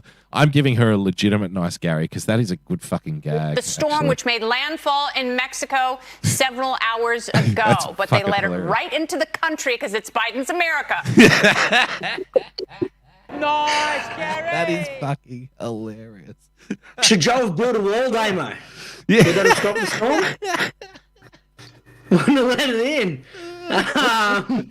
That's what Victor said in the chat. We must build a wall to keep the weather out. Keep weather out. Could we get Paulie Shaw onto this? We've done Biodome. Read my mind, sir. I was like, Joe Biden, that's how he's going to the poll. Is Biden... The Biden Dome, Greeno. The Biden Dome. The Biden Dome. He's gonna run on that platform for, 2024, I guess? Hey, look, this guy over here, this joker, he just wants to build a wall. I want to put a dome over America. A dome. Stop storms. Stop those storms. Tropical cyclones, they were getting this one. It looks like an ice cream. Okay. It's gonna be It's great. So there we go. So we got women's soccer and storms. Joe's fault. Oh, well absolutely brilliant. One more time, because that was really fucking funny. Tropical Storm Hillary. 42 million desperate souls in the path of the storm, which made landfall in Mexico several hours ago. But they let it right into the country because it's Biden's America. Nice, Gary! We have to make that a sound grab. It's a freaking Biden's America day, mate. Let it run in. That's a ripper, mate. Thank you for sharing that. Yeah. That's fantastic. No, all very good, sir. I want to do this one. Yeah, can we do a little bit of equality? We love equality on this show. Now, you've talked extensively on, We don't on only. this program. No, sorry to interrupt you, Greeno. I don't want to interrupt you, but we don't only love equality on the show. We're champions of equality here on the show, Greeno. 100%. Nobody does more for equality than this show. Than we do. Yeah. We highlight it. We bring it. We put it at the We forefront believe of the in program. it. We believe in it. We believe in it, and you've talked extensively before about your dream. Yes, my dream. Olympic dream. I have a dream. Your Olympic dream of just like getting rid of all drug tests and just letting people go nuts and juice their tits off. Yep. So we can see the peak of human performance in Mixed any way, with shape, drugs. or form. Yes. Yeah, well, we can get better. Like, I feel like improve. the level that you believe the science will also, help or assist your athletic career. I believe the science so much that I'm going to go to Uganda and have this guy who's wanted in the United States for medical malpractice inject me with shit because he's got some kind of demonically possessed monkey blood that he's going to pump into my testicles. I want people like that out there, and I want you to bring it to the world stage. Show us what you can do with that, testicle monkey blood. Yeah, this is what we can do at peak human performance. Exactly. Yeah, it's good to see that we're also testing the limits of human performance in the women's powerlifting demo. Women's powerlifting, anabolic. Anabolic. You just thought that, didn't you? As well. I did. Yeah. And it's good to see because they may test for drugs. Tell you what they don't test for, Damo? Cock and balls at the women's powerlifting. There's no test for a cock and balls in any of these sporting events. You think they get a whiff of it when they're doing the urine test, wouldn't you? You think so? Like, don't you want to? Do you want to sit down? No, it's all right. I'll stand here. Oh. So let's see how this young lady goes with the powerlifting in the powerlifting championships 2023, shall we? Well, this the tweet is I'm not going to read all of it because it's quite offensive, but this Australian weightlifter competed in the women's competition, beating the second placed athlete by 463 pounds. Greeno, how many kilos is that? I'm doing it as we speak. Okay. 2 kgs. That's a lot. Yeah, it seems like a lot. 200? That seems excessive. Is it 200? It's 210 kilograms. Jesus 210 kilograms. Nice, Okay. Yeah. So one by 210. Didn't lift 210. Yeah. One. In the Olympics, 210. they win by like 5 kilos, don't they? Like you can lift it's like 5 small kilos increments. more. Yeah. Yeah. So this person won by This lovely lifting. lady. Yeah. Won by lifting over 450 pounds more than the person who came second. Okay. Mm-hmm. Absolutely killing it. Let's have a look. Warm, Also, she's an Aussie, by the way. Oh, fuck. Yeah. Hero. This is a source of pride for me because, okay, I'll read the tweet. The tweet is from obviously a bigot. I don't know who they are. Young America Foundation. Okay, so obviously bigots, Greeno. Very intolerant. This biologically male Australian weightlifter competed in the women's competition, beating the second place athlete by 463 pounds. Okay, so let's have a look. This will be a national record.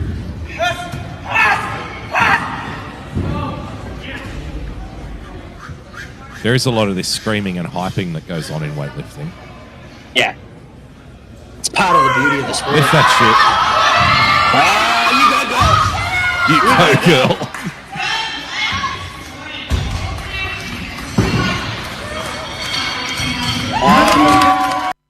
There you go, Greeno. And well done. Again, we believe in equality here. Yeah, I definitely believe in it, and I'm absolutely going to like that tweet.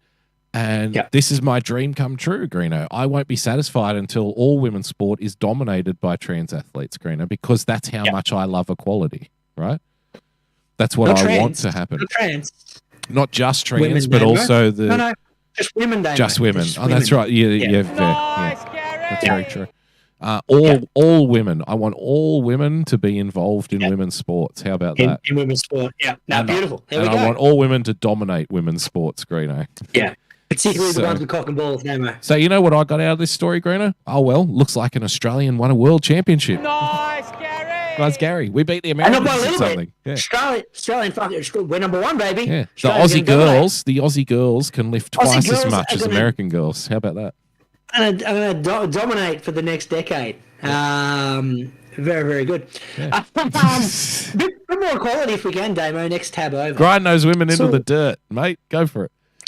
Saw this throughout the course of the week. New South Wales Ambulance has reached a major gender equality milestone, with women now making up more than 50% of their staff. This is the state's first emergency service to reach gender parity. Lee Clout becomes New South Wales first paramedic. That's interesting to note here. This is the state's first emergency service to reach gender parity, and it's like, oh, so we're doing it for all of them, are we? Well, yeah. This is just the first one. Okay. Yeah. Now, Damo, if we can go back to line number one, I don't mean to be a stickler. Well, you are an accountant, okay? So when you present now, I'm not an accountant, but I can see. Maybe we should put on some kind of preschool music and go. Can you see the mistake here?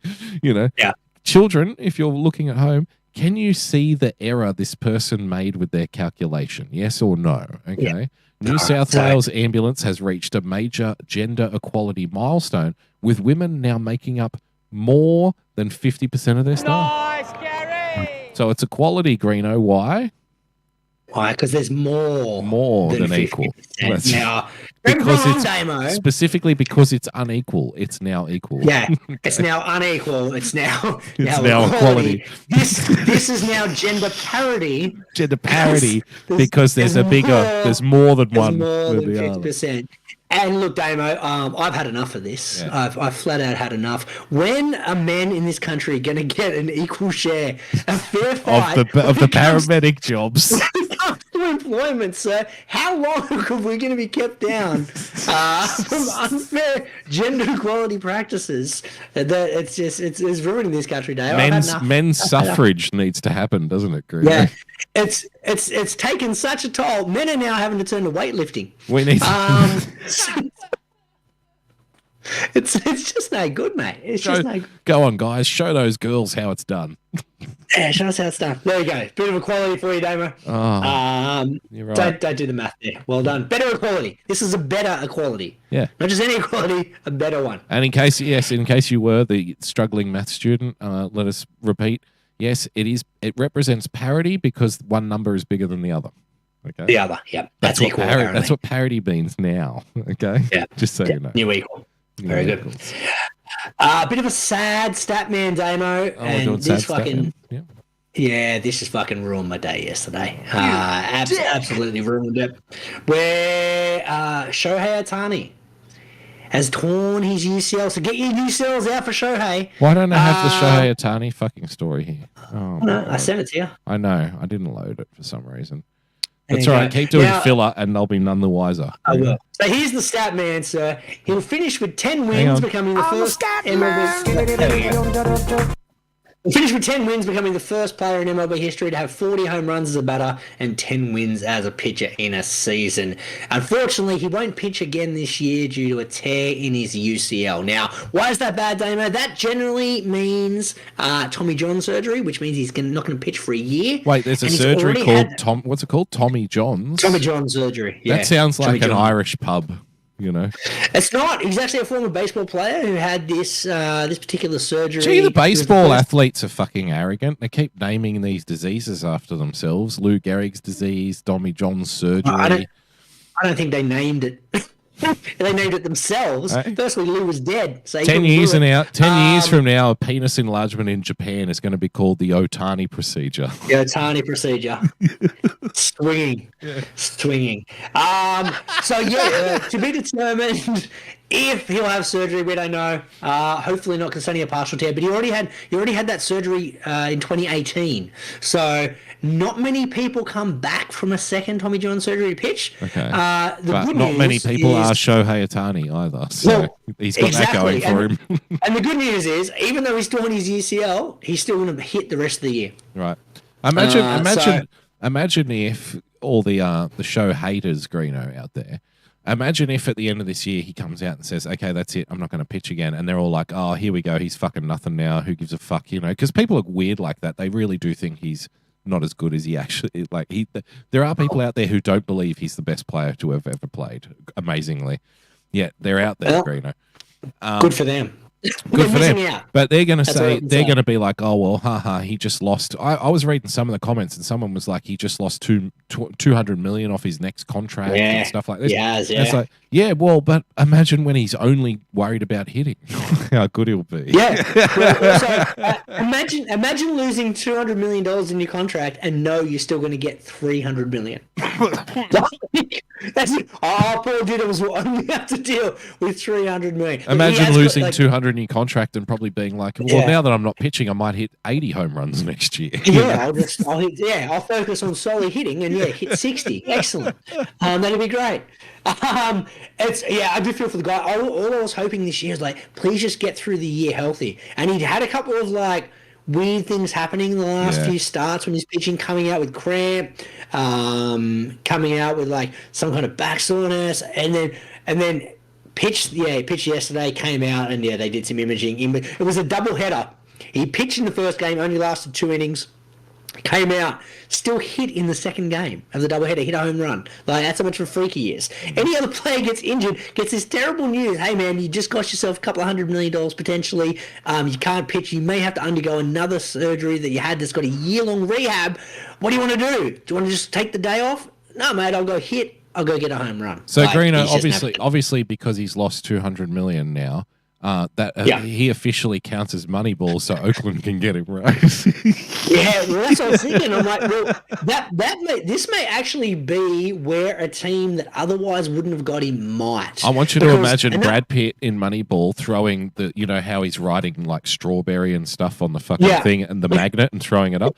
I want you to imagine him riding Ohtani throwing it up. He's like, are you kidding? Yeah. He's having his second Tommy Johns this year. I don't think he even pitches anymore. Look, they were going to offer him this much, and now he's worth less than half of that. Nobody wants him. Yeah. Nobody's going to touch him, but he gets on base. All right, yeah, he gets on base. Gets on base. Addy fucking hits homers. Yeah. Addy's going to be. He'll pitch again. He'll have a year off pitching. Or also, people have pitched with partial tears in the UCL before, so he might be able to rehab it. Greeno, he'll probably learn how to pitch with his. He'll probably learn how to pitch with his other arm in the off season. Left arm. Yeah, you become a lefty pitcher. Yeah. And it's fine. This one's fine. The lefty's good. We're good to go. Yeah, I've got another one. It's cool. I've barely used it. It's fresh. Just kind of gut-wrenching news. Like, so invested in this guy. I love watching him play. I love watching him pitch, and was kind of hoping to see him get like $600 million, just because I thought that'd be entertaining to see in the off season. Doesn't look like he'll get that anymore. But get well soon, Shohei. And like I said, we're still going to get to see him hit for the rest of the year. And someone might got a bit of a discount in the off season, but I can still see a team coming in and going, fuck it, we'll still offer him $500 million. Yeah. Like, we'll get him. Like, we'll get him at 500, even if he'll be back in a year. We'll be sweet. So we'll wait and see. It'll be more than what people say, because what generally happens is human nature, and as soon as the first offer is out there, someone's going to try to outdo it. And then other teams will be like, no, well, hang on. If that's all that it is, then we'll throw this in. Well, if that's all they're asking for, why don't make it 400? They're asking 400. Let's make it 420. Next thing you know, it'll be back up to 600 million again. You know. And you know what? Like, he doesn't even, like you said, he'll probably go hit 60 homers if he just focuses on batting. Yeah. He's also one of the fastest guys in the league, and he doesn't play the field at the moment. So let's just say, for argument's sake, first for like base a year. He just goes. He becomes Hatterfield. He becomes Scott Hattie, Greeno. Look at that. We're going to teach you how to play first base. I've only ever been a pitcher. No, tell him how hard. It's not that hard. It's incredibly hard. Pretty hard. But he gets on base, Greeno. He's worth it. On base, 100%. Sign. Can we start this campaign? Oakland A's sign Shohei Ohtani. Okay. Sign Shohei. There you go. Yep. the big signing when they go to Las Vegas. Yeah. Well, we got him at half price, you know. Discount rate. We saved $100 million. Well done. So that's our Shohei sad news. Very sad. Very sad indeed. The number one super fan in the rankings, Greeno, the power rankings. Kimmy Wasenza's joined us in the chat. Thanks for joining us. Nice, Isn't it? Oh, before I got a forget, nice- Kimmy, Nice to see Kimmy people in the sent chat us- again. Yeah, it is actually nice to see people in the chat. Kimmy sent us a dog or bad roommate. Oh, that's right. Where is it? Did you send it through? No, I forgot to put it in the rundown. You forgot to put it in the rundown. Well, I wrote the rundown within my lunch break today with 5 minutes to go. So it was in my head. Yeah. And I just forgot to write it down. All right, so Damo, dog or bad roommate? Woke Kimmy up at 3 a.m. Now, hang on. Greeno, I mean, why do I have to keep telling you this stuff? All right. We're a professional. We're how to do radio. Okay. Now, someone who's just passing through doesn't know what the fuck dog or roommate is. You have to give a little, even if it's 30 seconds, a little kind of intro. All right, we're going to do dog or bad roommate. This is where you present me, you present your co-host me with a scenario, and I try to guess whether it was done by either a dog, or B, a bad roommate. Okay. A bad roommate. Okay. Because I've noticed since my wife got a dog that it does things that could either be a bad roommate or a dog. The dog did. The Lady Books has previously suggested, Greeno, that we start a new segment called the Pup Date, where you talk, which is the latest update of the dog, which I guess we can merge into dog or bad roommate. Which we do. It's called dog or bad roommate. Yeah. The dog does a lot of annoying shit. So the pup date is dog or bad roommate. Is dog or bad roommate, okay. Exactly. Oh, very good.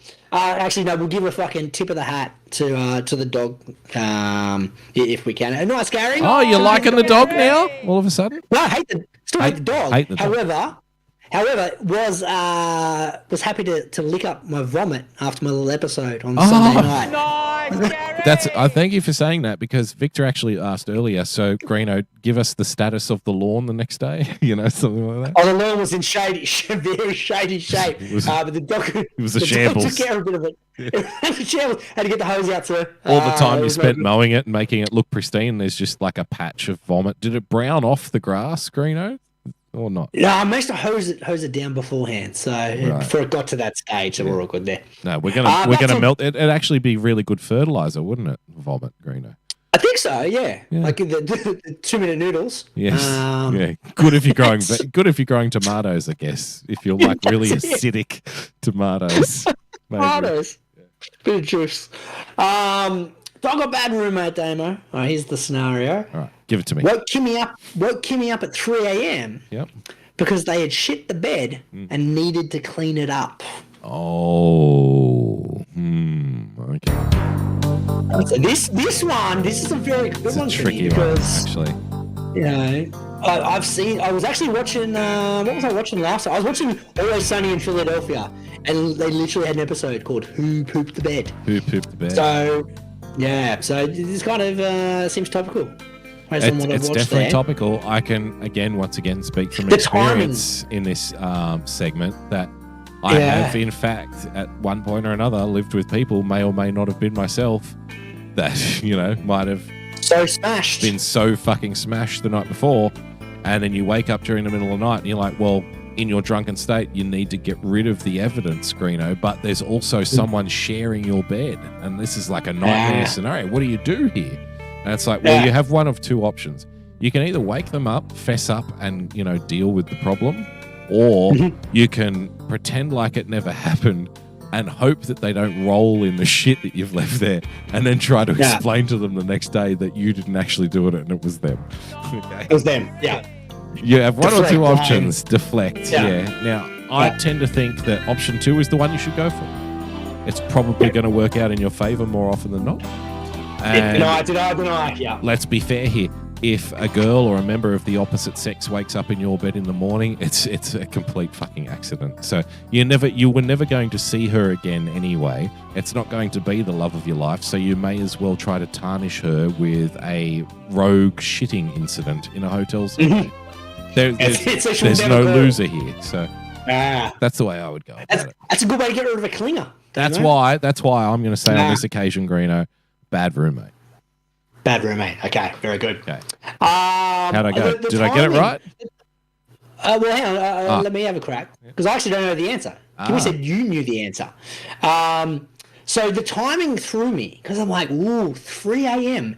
Now that does seem like an appropriate time for someone who may have had a few too many to kind of go, oh, hang on, something's not right here, and have to give a nudge, go, no, I kind of fucked up here. You're going to have to clean the bed because I've had a little accident.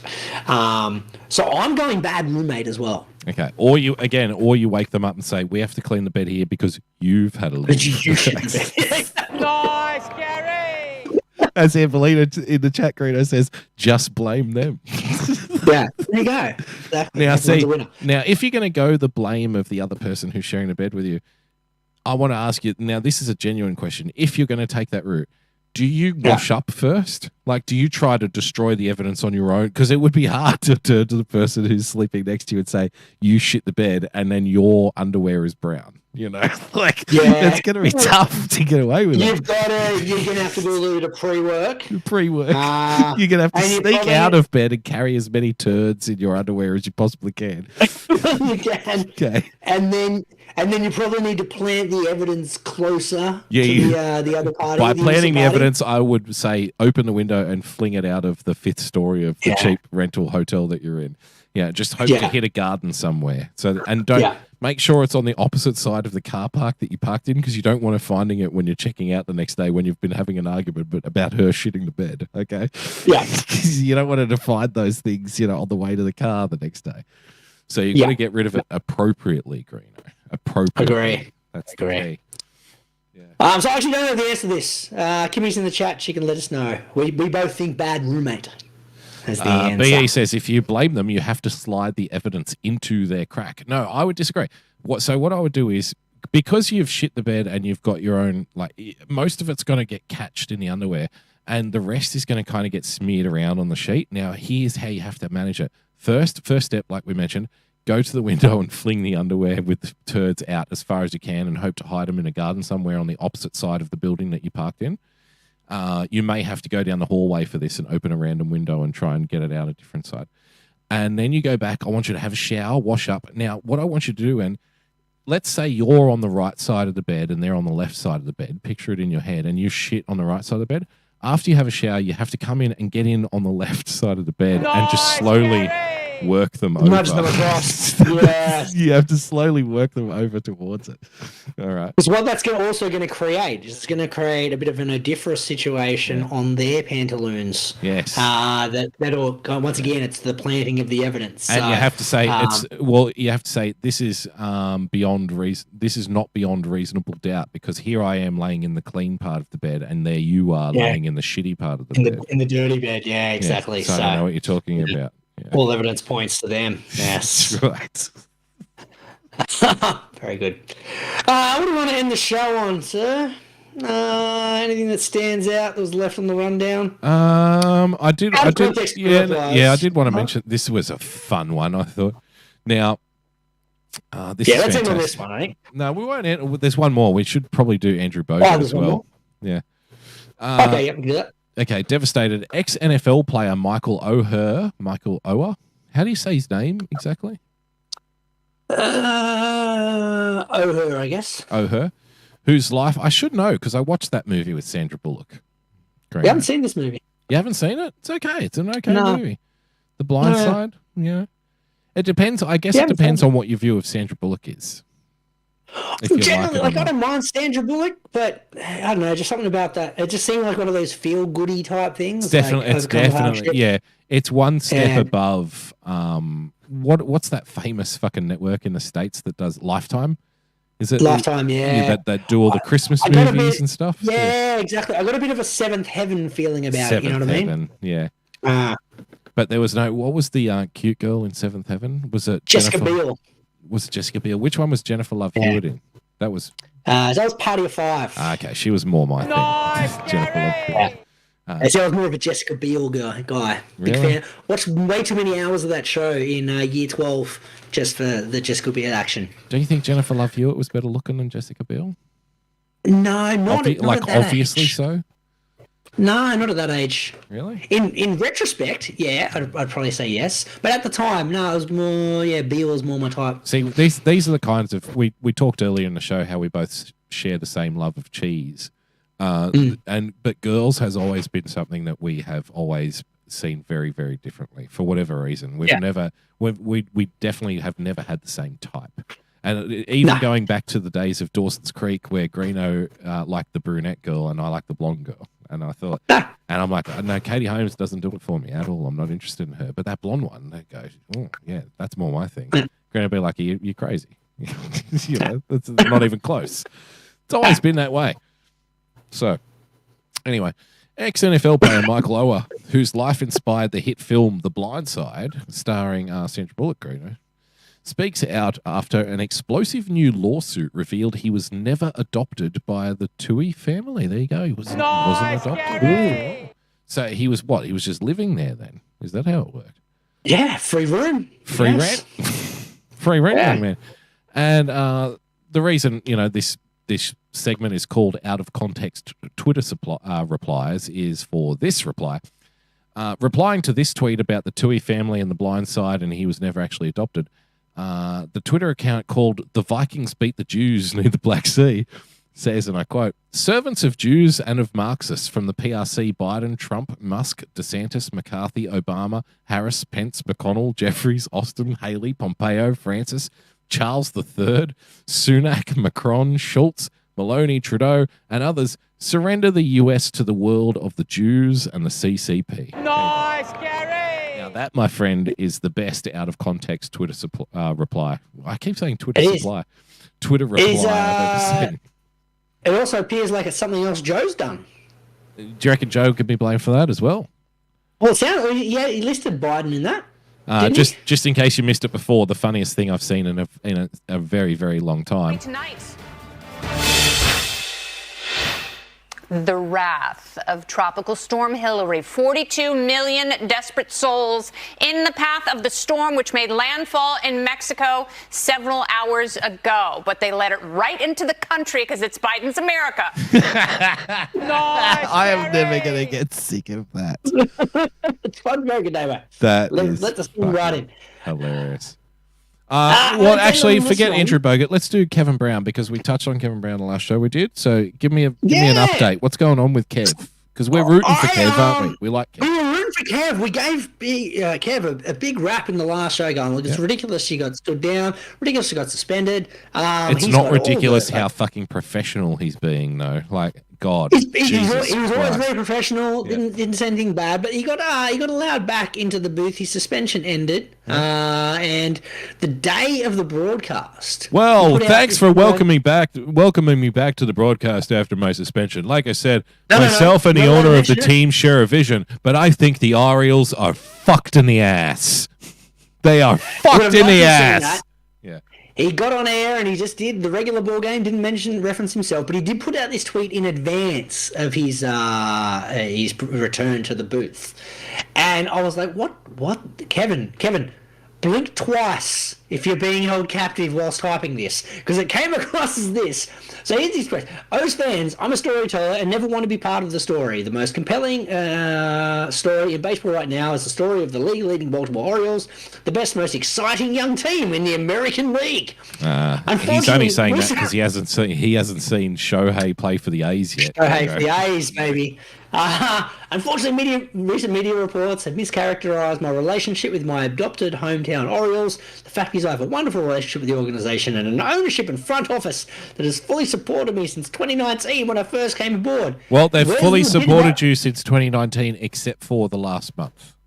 Except for last month when they sacked you because you presented actual stats. Fully supported me except for the time they stood me down.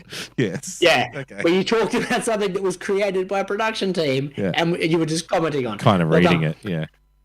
Yeah. I said, everyone disregard the distracting noise of the past few days. I've worked closely with the O's SVP, Greg Hayter, for the past 4 years, and John Angelos, and I have a solid dialogue based on mutual respect. We are all good here in Birdland. Like I said, this seems like he's being held captive, Damo.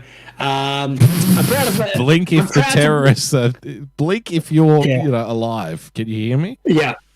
I'm proud to be an Oriole and call Baltimore games, and there is no place in baseball I'd rather be right now. And for the long haul, go O's. Is that cheery enough for you, John Angelos? Is that what you wanted? That's so fucking true, Greeno, because, yeah. So you've been stood down for a month because you weren't positive enough about the team, and then he comes back and he's like a used car salesman selling gym equipment in a vacuum cleaner store. Yeah, it's all kinds of come-ons. It's like, oh god, this is weird, creepy. This is one step. This is how date rapists start, Greeno, with this kind of compliment bombing that they'll do on someone. What's that phrase where they talk about hostages starting to relate to their captives? Stockholm syndrome. Stockholm syndrome. I'm getting a bit of that a little bit. Kevin's like, he's not a bad guy. He did it for my own bet. I deserved it. Yeah, he did it for my good. It's like it's like the battered wife, Greeno. You know, the guy comes home from work and the steak's cold, so he punches her in the face. And she says to her friends the next day when she's kind of trying to hide her bruise with her makeup, she goes, "No, it's fine. I deserved it. You know, he should have had a hot steak when he got home." Yeah, it's my fault. He did it because he loves me, That's what's happening here. Kevin Brown is saying, he's the battered wife. No, they stood me down because I love them so much, Yeah. Yeah, so they're doing it because for my benefit. Yeah, Birdland. If those quotes weren't written and fucking sent out by the Orioles PR team, I'll eat my fucking hat. That is ridiculous. I don't think he's breathing at the moment. We're going to play this one more time for Kimmy, Greeno. Let's end on this. Yeah, we'll play this one more time for Kimmy because she's like, what the fuck? So you must have missed it earlier in the show, Kimmy. Yes, this is fantastic. This is real. This is Fox News, and it's got to be the people. Have you heard of Greg Gutfeld, Greeno? Greg Gutfeld? Nah, I've heard of the name, but I don't know who specifically he is. He's kind of like a news comedian who's been on Fox News for a while. He's okay. Oh, okay. You would laugh at some of his stuff, I think, because he's kind of funny. So he's okay. But this is funnier than anything he's ever done, I think. Well, should we give Kimmy context to this new segment we've got? Yeah, it's called it's Joe's fault. It's Joe's fault. What did Joe do this week? Yeah. Because last week, apparently the US women's soccer team getting eliminated. They lost because of Joe Biden. Yeah. Because of Joe Biden. That's just Biden's America. That's what he's created. Yes. Losses in the quarterfinals. This week. That's when we discovered, by the way, that Donald Trump actually loves women's football because he was like the women's football team, who's a disgrace to this country that's falling apart. This is what happens when you vote for Joe Biden, more or less. Joe Biden. Yeah. So if you had voted for Trump, the women would have won the World Cup. You say? Yeah, 100%, man. That's the way it works. Spain, look out! Hand over the trophy. Yeah. Exactly. Yeah. Well, we do know Trump loves kicking out Spaniards, Greeno. So that's, fucking nice, Gary. Nice, Gary. Have you onto it? Nice, fucking Gary. I mean, who doesn't like kicking out Spaniards, though? Let's not hold that against anyone, eh? Even the Muslims, we've got that in common. Yeah, I don't like these Spaniards around here. Neither do I, Mohammed. Neither do I. So this is the show. Fox News, and this is the line. The big story tonight. The wrath of Tropical Storm Hillary. 42 million desperate souls in the path of the storm, which made landfall in Mexico several hours ago. But they let it right into the country because it's Biden's America. Nice, Gary. Biden letting weather in, Damon. I know. I'm over this. The dome, Greeno. Build the dome. Get Paulie President. And at this point, why wouldn't we vote for President Paulie Shore? If we're going down the dome route, why are we getting the second best dome guy? We need the best. We need the best. We need President Paulie Shore, Vice President Stephen Baldwin. Oh, yes. The younger Baldwin, we'll get him in there. Finally, a campaign I can believe in, genuinely, Greeno. All right, it's going to be President Paulie Shore and Vice President Stephen Baldwin. Again, Baldwin's like, oh my God, I'm the fucking second again. I'm the Vice President again. Yeah, at least Alec isn't president, but I can't believe I'm vice president again. That's it. And you can come full circle. You can have his brother doing him impersonating another vice president or another president on SNL. Can I ask? Get him back in. Is Stephen? Because there's one of the Baldwin brothers that I like better than Alec. Is it Stephen, the one that's in The Usual Suspects? Is that yes. him? I like him better than Alec Baldwin. He's good. Yeah, he's I great. don't like Stephen Baldwin. He's great. I think his only problem is he's a few years younger than Alec. So Alec made it. He's younger. He plays more goofy characters. Yeah, because Alec's prettier. That's the thing. You know, yeah. Growing up, Alec Baldwin was the pretty one. Stephen Baldwin, you're right, was the kooky one. But I like him better than Alec. I always have. Yeah, he made some good movies. Yeah. I guess First Lady's First Lady's the squeaky chick from Big Daddy. Under what? the squeaky voice chick. You know, what's her name? Joey Lauren Adams. That's the one. She was in Bio. Was she the one who worked at Hooters or the girlfriend of? The girlfriend. Okay. The kind of weird, the one that looks like a fish. Yeah, that one. Okay. The girl that was in Hooters was the original Buffy. Really? Yeah. I thought the Swanson. Is that her name? Yeah, that's her. That's the girl that worked in Hooters. Was that? In Big Daddy, yeah. My God, she looks nothing like the original Buffy. She looked completely different.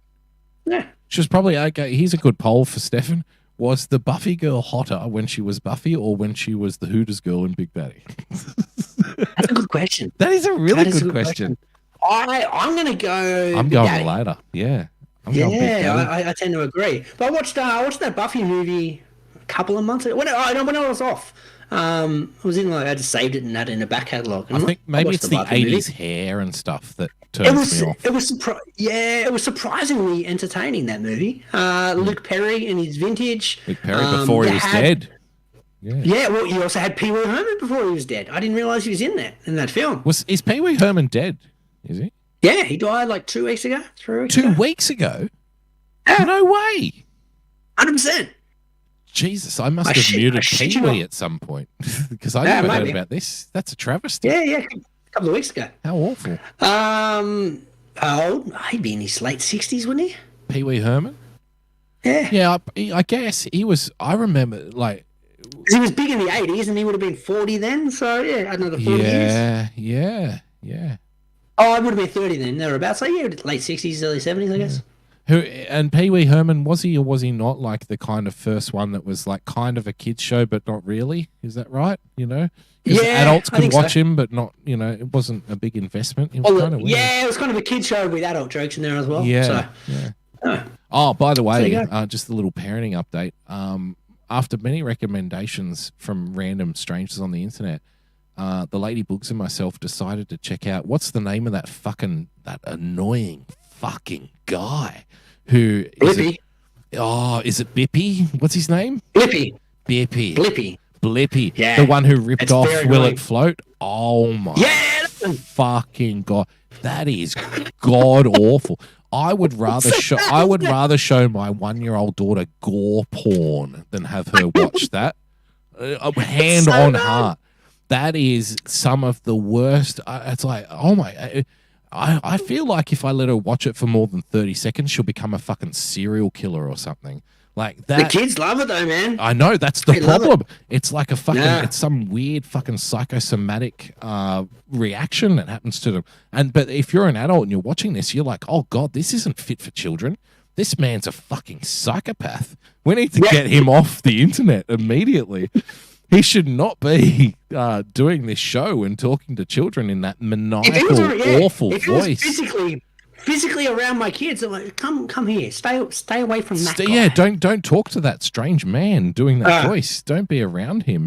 That's awful. You know. But he's taken that creepiness and put millions of dollars in his bank account. So well done, sir. Yeah. People have been asking me lately, Greeno, what does your kid listen to, like the Wiggles and stuff? No, not the Wiggles. I want you to have a look at Ms. Moni. That's what her thing is, okay? So Ms. Moni. Ms. Moni. MSMONI. And that's the thing she's into right now. It's a lot of... I'll look that up. Well, we can pull it up if you want. I'll show... Yeah, pull it up. All right, we'll pull it up. We've got time. I don't want to keep you, you know. But... Oh, here we go, Ms. Moni. That's a YouTube thing. Yeah. This chick looks pretty annoying though, dude. Hang on. This has got a bit of a blippy feel to it. Hang on, because I want to give a little bit of context here. Since we're running late, we're doing a bit of overtime. Yeah. Okay. So recently, people have been asking me, can you please come back? Can you do the show? And look, I probably will do a podcast again at some point and probably get back into regular podcasts. But just right now, it's not a good time. You know. You're sick 98% of the time. I'm sick a lot. Okay, I'm really sick a lot, and so that's one reason why I'm not doing the show right now, like my own kind of podcast with the Daily Boogs. And if you know it, you know it. The other reason is I'm not really following politics anymore. And it's not because I don't really want to necessarily, although I did kind of burn out a little bit.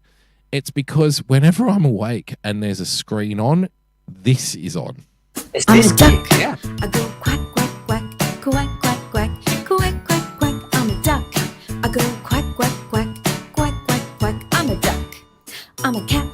I go meow, meow, meow, meow, meow, meow, meow, meow, meow, I'm a cat. I go meow, meow, meow, meow, meow, meow, I'm a cat. I'm a crocodile swimming in the Nile with a scary smile. I'm a crocodile, and run and hide, 'cause I might decide to go snap. I'm dancing like an animal. Look at me, wild and free, dancing like an animal. 1 and 2 and 3. So that's what I can give you on my podcast now. Okay, that's all I know right now. Now I know nothing about podcasting. You know nothing about children between splitting and fixes. Yeah. Here's what I'm thinking. Right. Yeah. One day I just want you to drop a podcast out of the blue. Yeah. And go to all your subscribers. And everyone's like, "Fucking Boogie's back! This is amazing. He's gonna delve in. Maybe just play Ms. Money. Like election." Just like an election week, like fucking big build up, something like that. The Donald Trump prison sentencing, or the Donald Trump re-election whatever it may party, be. whatever Some it big is. political story. Drop one then, and have the entire 2.5 hours just talking kids music. Nice, Like not one fucking like everything you used to do is gone. It's replaced by Miss Money and analytics and deep dives into Blippy and fucking Miss Fucking Money. Blippy is awful. Blippy is like a Blippy. I'm physically ill when I see that Blippy stuff. So yeah, I tell you what you need to do. Check out if you haven't already. You need to check out Lala's Big Live Band. Who? Lala's Big Live Band. That's some good shit there. That's some. It's got some quality in it. It's got good stories. It's got some good music. It's quality. If you're gonna get the kid into any kind of the kiddie TV shows, Lala is where it's at. Okay, I'll show you one more that we found, and this is like I kind of look after 7 months of Ms. Money. I kind of like Ms. Money now. We sing along with the songs, you know. There's not a lot of production value with Miss Money. She's just standing in front of a green But that's screen. kind of why I like her. I think you need to. I think you need to hear a little more, Greeno. I'm a dog. No, I don't need to. I go woof She's woof a dog. woof Woof, woof woof. She goes woof woof woof woof. Get I'm it. a dog. I go woof woof woof woof got woof layers, woof. don't I'm they? a dog.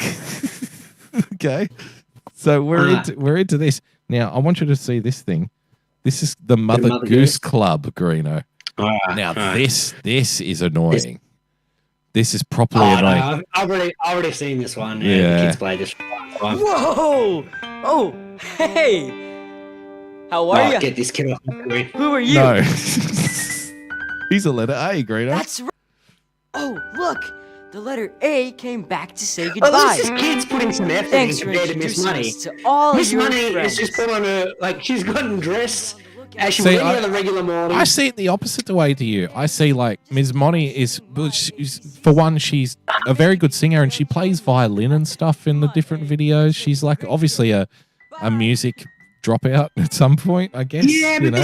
this kid's trying. He's got a little costume. But he's- see, I see that as fake stuff. So it's like comparing U2 when they were touring in the 90s and everyone used to say they're the best live band because they have this whole production. And it's like, well, I don't care about the whole production. I like the band that's in a Don't give a shitty bar that's doing cool music. You know what I mean? Yeah. Now, Ms. Money is the band in the shitty bar. These guys are U2. Look at this. What is happening here? What is happening here?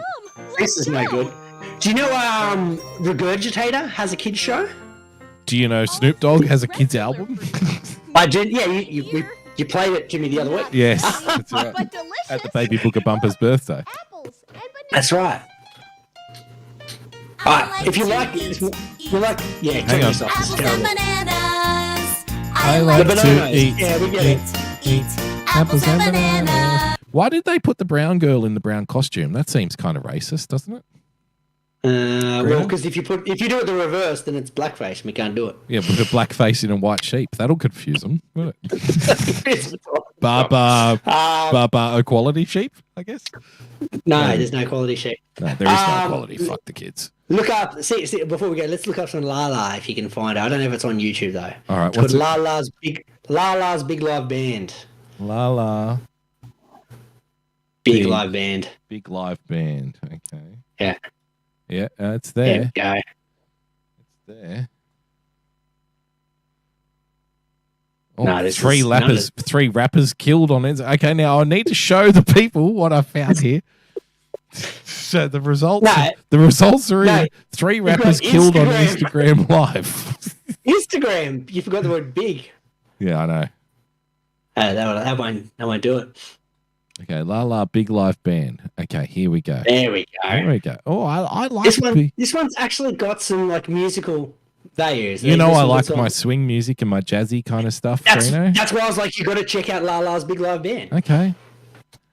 I hope that they're like a failed swing band who decided, why don't we do kids music? Because That's exactly what they are. Really?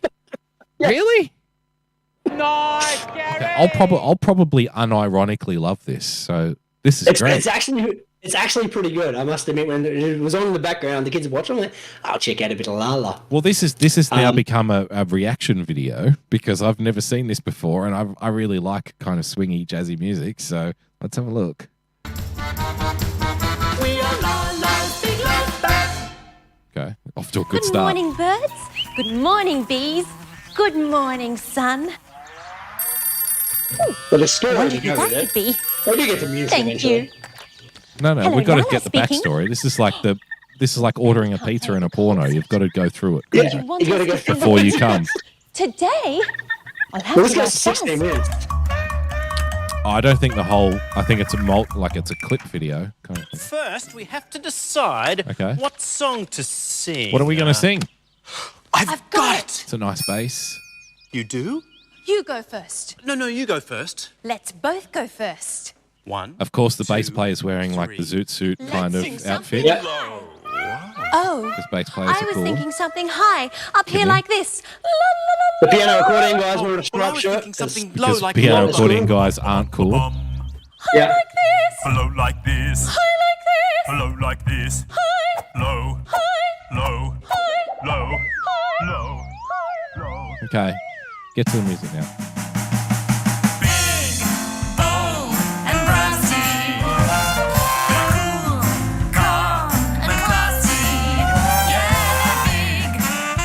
It's really good, man. Oh yeah. Get the BoogieBumper baby on this one. It's more tolerable than most other of the kids shows.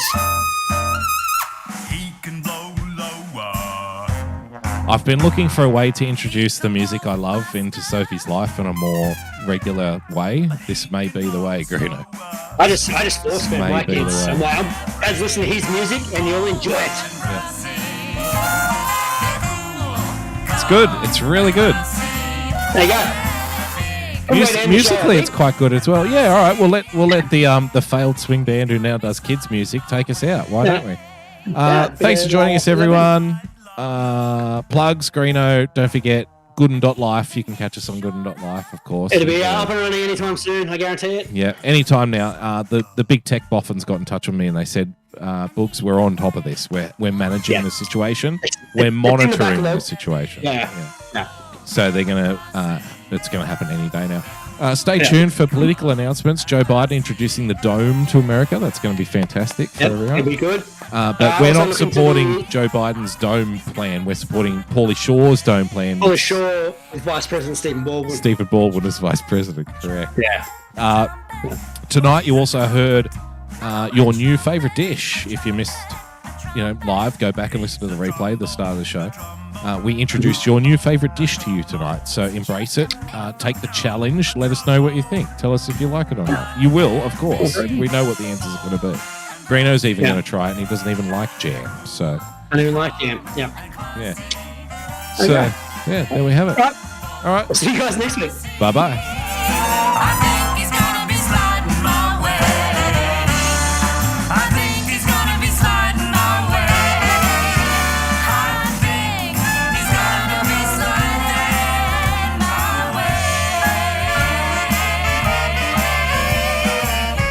gonna be sliding my